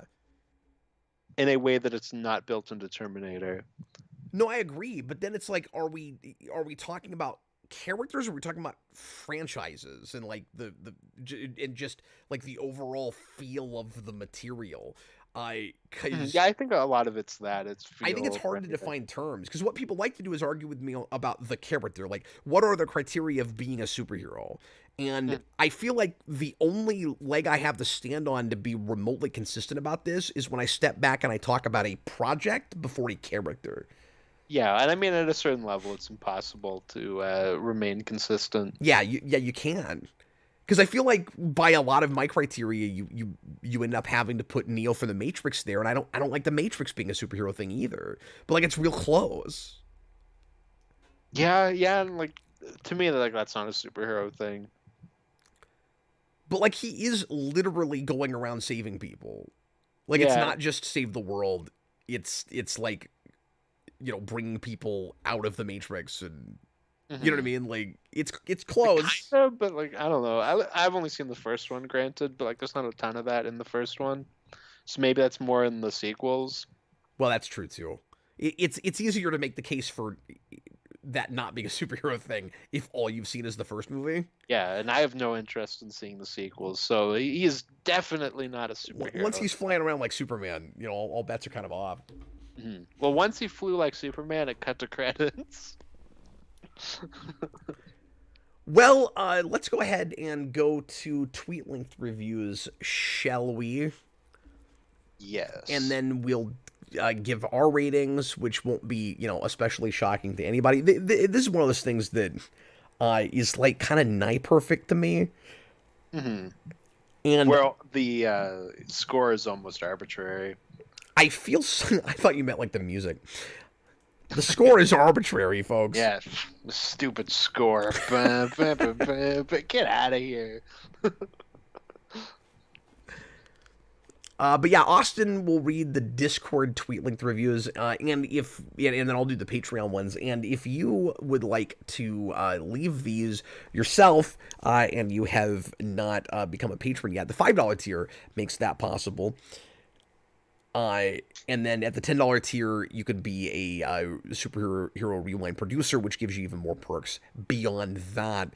Austin, what do you see there, sir? Okay, so from Tom, a delightful tale about government and what makes a man, just like. So there's no punctuation. And I cringe having to say this. Just like it's Fortnite skin, the movie is a legend. I'd buy this review for $1. I just feel like Tom has a bit of a fixation with Fortnite. Well, I just think it's ironic calling Robocop as a movie a legend and also his Fortnite skin, but yeah, because that's something OCP would create. Fortnite feels like an OCP invention in the first place. Exactly. Yeah, not to make fun of Tom, but he put Fortnite in a review, and I don't know how to not go there. Are you reading a Patreon one, or do you want me to just read all of them? No, I'll go ahead and do it. Chewbacca's Lover just says, good movie. I wanted to see this movie so badly as a kid, but my dad wouldn't let me. Ah, what a bastard. Well, and I'm not sure how old Chewbacca's Lover is, but when I was a kid, we had, in this is obligatory, but we probably should bring this up somewhere, you had all of that merchandising and advertising like directly to kids based on a thing that was not for kids. And so, which is also kind of ironic, right? That like, oh yeah, 100%. Like Robocop is a movie where we clearly have kind of forgotten about children, which is also the thing I worry about present day too, and where like everything's gotten really blatant and overstated, and like violence and sexual gratuity is just commonplace, and nobody bats an eye at any of that. And with that being satirical movie or satirical material, pardon me, in your it's 1 o'clock in the morning, in your movie, you're also selling it to children that aren't supposed to see it, and kind of like ignoring the fact that that might not be the best idea. I don't know. I just think that's kind of ironic. Mm-hmm. Yeah, definitely.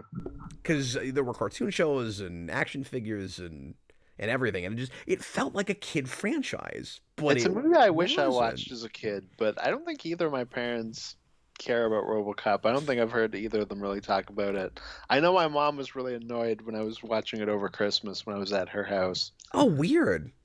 That doesn't even seem like a movie she would dislike. No, it was more so because I watched and I think she sat with me while I watched a little bit, and then my uncle wanted to watch it, so it also just kept playing. I saw that movie 3 times at Christmas. Oh, okay. So even I was a little bit okay, I'm ready to move on. Yeah, your mom probably watched RoboCop 2 twice at Christmas. I don't even like that movie. Your mom probably likes the remake. So Christmas one year, she always gets me to make a list, and I put RoboCop on Blu-ray in brackets, original, not remake. And then I opened it up and it was the remake, and she was like, "Oh, it's just what you wanted." And I was like, "Yeah, you got it exactly right. Good job." That's unfortunate. Yeah, it is what it is. But I'm glad it happened, because that's a funny story. It is a funny story. I think that was also the same Christmas where I opened one gift and it was Blade 1 on DVD, and then I opened a gift later on and it was the Blade trilogy on DVD. That's really funny. Okay. Guess I can sell this. Mm-hmm. She has a bad habit of buying Christmas gifts throughout the year and not remembering what she bought. Connor Nielsen, very entertaining and balancing a difficult array of tones with seeming ease. Robocop is a perfect entry point for the unique talents of director Paul Verhoeven. Agreed. Many have tried to imitate his brand of hyperbolic satire and indulgence, but none have matched his nutty genius. Rating superhero. Yeah, really lucky that he made it. And this is one of those kind of flash in the pan, remarkable near impossibilities where it's like if anybody else made that movie, the future looks very different. Mm-hmm. And everybody that worked on it, where they liked him or not, said that in that documentary. Mm-hmm. Yeah, and he's not like a action or sci-fi guy, so it's amazing that he, came in and did three of the best. Yeah, it's a script that a lot of people would just kind of misunderstand and shoot wrong, and then he also elevated the script, right? Like there were mistakes, arguably, or at least he had better ideas of how to execute certain scenes better, and like I said earlier, moving scenes around and stuff, where like he also improved on the material. Mm-hmm. So you wouldn't have even wanted someone to come in and just shoot it straight. You Mm-hmm. needed him to make it better. Yeah, yeah, absolutely. I mean, like I said earlier, like it is very much a B movie that he elevates. Yeah, and I meant to say that earlier too, because we were talking about how just the name RoboCop it sounds like a kiss of death, or at least it did back then. I mean, like how many even before this, like crappy sci-fi and horror B movies with titles like that, like came out and were unwatchable, and it feels like in a weird way a upscale parody of those, and it's parodying it by making it smarter. Mm-hmm. Yeah, exactly. By making it more sophisticated and by making you like the characters more. Like by dictionary definition, that's a parody. Mm-hmm. Well, and that's why I don't like RoboCop 2 as much, is that I feel like if RoboCop 2 was RoboCop, I would like that movie, but it's the fact that I started with like just a perfect movie that is one of my favorite movies of all time, and then 2 is RoboCop if it didn't have that Paul Verhoeven like bringing it up, like it makes that steep fall way farther. Yeah, just like a Ed 209 down a staircase. Mm-hmm. Now, yeah, I'm just crying like a squealing pig. yeah, like a slaughtered pig. Now, this is a big question I wanted to ask you that I didn't get to in the commentary because we needed 3 hours and we only got an hour 45. Is RoboCop? This is like the $10 million question. Is RoboCop one of those franchises like you and I have been talking about a lot lately that doesn't have or likely doesn't have steam after the initial concept? Like, can you make sequels to this movie that are on the same level, or are you just rehashing and making the same thing over and over again? Like does it have the Jurassic Park problem? I think you can make RoboCop sequels that are really great. I don't know about as good, but I think you could have done almost like a Planet of the Apes thing, where like, you just keep going and you just tell like other great sci-fi stories in that world. Part of the issue, I think, is that we regress RoboCops because it's almost like that Disney straight to DVD sequel thing, right? Where we want that specific thing that we had in the middle of the movie because that's what we remember. So you have to contrive some way to do that again. So it's like, or he just shows up and he's already like that. Yeah. Yeah, but RoboCop 2 has the thing where we have to kind of steal his soul away from him again, which is a story you could maybe tell, but you got to be careful that you're not just totally retreading, because I don't know that it says enough new with it. I think Miller kind of did. But it gets watered down to the point where all the new directives and stuff, you're not really saying enough with them. And you can't just do more social commentary about consumer control. You also have to say something else about the character. So I almost think the smart way to go with RoboCop is he is full-on Alex Murphy now, and the tragedy is he's still stuck living a robot's life, and he basically just has to be a cop and have to navigate the fact that the police department is controlled by a corporation. But you basically let him be Batman, and he's just a character that after he's had his character arc, he no longer changes. and then you explore other ideas with the social satire through that character. I think that's how you have to do it. Yeah, I agree with that. I almost read that, like the comic for RoboCop 2 based on Miller's script, but I decided I should wait until we do RoboCop 2 because I figured, like we have too much to talk about RoboCop 1 in the first place. That's what I did too when I finally read it. Is I waited until I did a review on it. Mm-hmm. Yeah, exactly. The material is pretty good. The art was distracting. That's what I've always heard. I've always heard the art's not great. It is not. Makira on Patreon has a little bit longer than a tweet length review, but he says, I mean, they did extend the length, so maybe. How much farther have they extended it now? It's at least like the double what it used to be, but I think you can also have like really long tweets now. Like I don't know that there's a limit. Maybe. Well, I should stop saying tweet length and just give a character count then. He says the key to this movie's whole success is the final line. Yeah, straight up. The movie uses American myths like the Western hero, and we didn't talk about the Western thing and the knight in shining armor thing. All that's real inherent to it, and the superhero as well as Christ imagery to give us a character who we sympathize with and feel satisfaction when he defies the system that wronged him by declaring himself Murphy. The film immediately undercuts the declaration by labeling him Robocop in the title card, which is why once you've seen the movie, it is not a cheesy title. The police still fire on Robocop despite their protests, and Robocop still serves the old man's wants despite breaking from the company label. He's just analyzing the film. Legendary, and you guys might not ever cover a movie as well executed as this is. I mean, we're doing the superhero genre. It is. You're not wrong. It is tough because even my favorite movies in the genre tend to be a little more padded than this. Mm-hmm. Like again, I don't think I can over exaggerate like how well that movie is taking the like logical robotic idea of RoboCop and then structuring its movie like that. When we are doing the top 100, and it's probably not too much of a guess to say that RoboCop's going to rank pretty high for me. So yeah.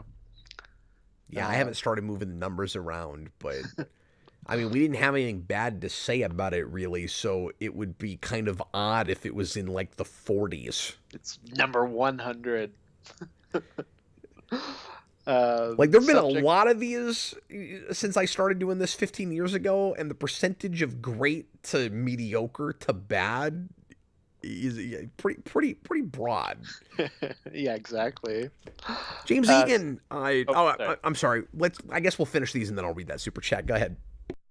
Subject 879. So John, he says, not only a great satire of American culture, but a great superhero origin. There's no doubt RoboCop is one of the best movies in the genre. Rating legend. And then the last one is from MattBat68. RoboCop is an undeniable classic, a fantastic satire, action, and science fiction film all in one. Rating legend. James Egan puts in thanks guys for the tweet length reviews. $7.99 Australian, I think. Any chance of another super chat goal for another MCU show watch party, and you guys could do Iron Man 1 on the superhero commentary project. Iron Man could have been this one. It was on the wheel. It was on the wheel, yeah. I would definitely do Iron Man at some point. I love that movie. But yeah, I think he was talking about those as separate things. So he was, yeah. There are still some MCU Disney Plus shows that we've not talked about at all that I could maybe do a super chat goal for down the road. Yeah, I'm trying to think like what would be interesting for us to do like that. I don't know at this point. Like I don't know if. And some of it is like, what would the viewers be interested in? What would we want to actually have to sit through? Yeah, because I feel like that comment, like this is obviously me making an assumption, is maybe that they enjoyed the She-Hulk and was the other one we did. Secret Invasion. Secret Invasion. Yeah. So like maybe they want it to be something that's not great, but I could be wrong. Like maybe they But the also... rest of them are kind of more, yeah. And we did one not too long ago on the first few episodes of the second season of Echo, which was the show. What If? Oh my god, we did. Yeah, we did Echo too, but I think What If was after that. Okay, I can't. Yeah, I don't remember. No, that was awful. And Echo was okay, but like not something I liked well enough to finish watching. Yeah, and it wasn't interesting enough. I didn't think to keep going on camera with, but I might finish watching it eventually on my own. But yeah, like you've got sorry, this has nothing to do with Robocop. We'll finish this. Like we could maybe do Agatha when that comes out. Maybe. Yeah. I don't know. Well, we might do the Knuckles show. It's obviously not an MCU one, but.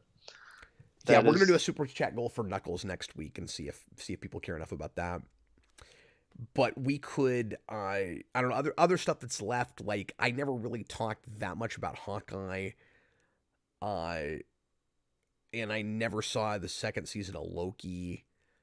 But like some of these are supposed to be decent, so I don't know if it would be as fun for people. But it might. That's what be, I was thinking. It also might be refreshing if we watched one and we're actually enjoying it. I don't know. Yeah, we can do Peacemaker. Yeah, make Cap's skin crawl. I did one of those. I'm good. Robert, Jason, and I are going to finish X-Men '97 eventually, probably. As probably commentaries, maybe just an overview. I'm not sure yet. Anyway, okay, so we did all the Tweet Length reviews. Austin, this should go fast. Are we both legend on this? No. I am definitely a nemesis. Oh, okay.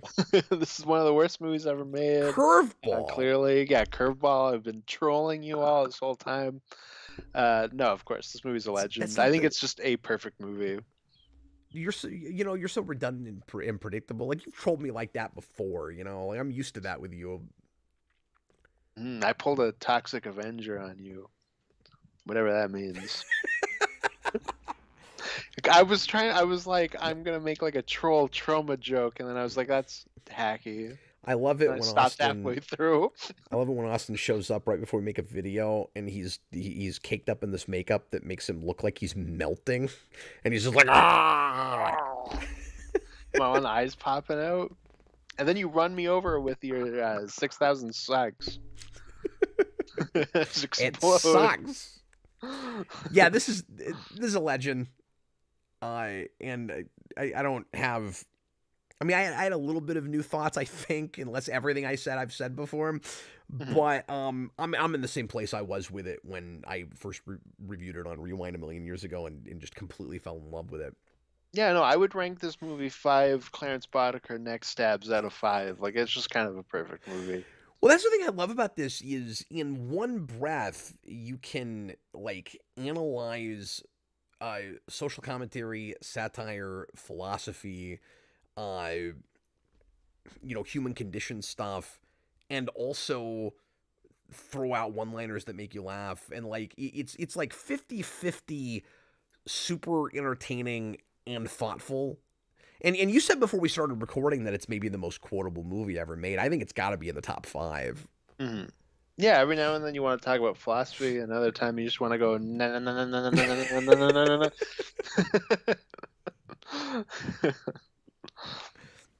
Well, Austin, let's find out what we're doing next time. We're in the middle of Batman, but Robocop is not a Batman movie, so we got to make sure and do a Batman movie.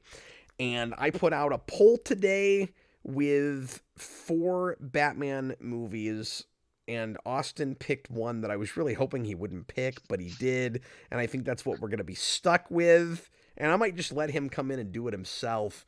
So, that's fine. I can talk about Returns on my own. So for some reason, and by a pretty wide margin, Batman Returns won again, and I did a off-the-cuff rewind like 2 years ago on that, and I did an addendum to it because there were things I didn't bring up during that I wanted to, but forgot about. 2 years ago. That's enough time. I have literally nothing left to say about that movie.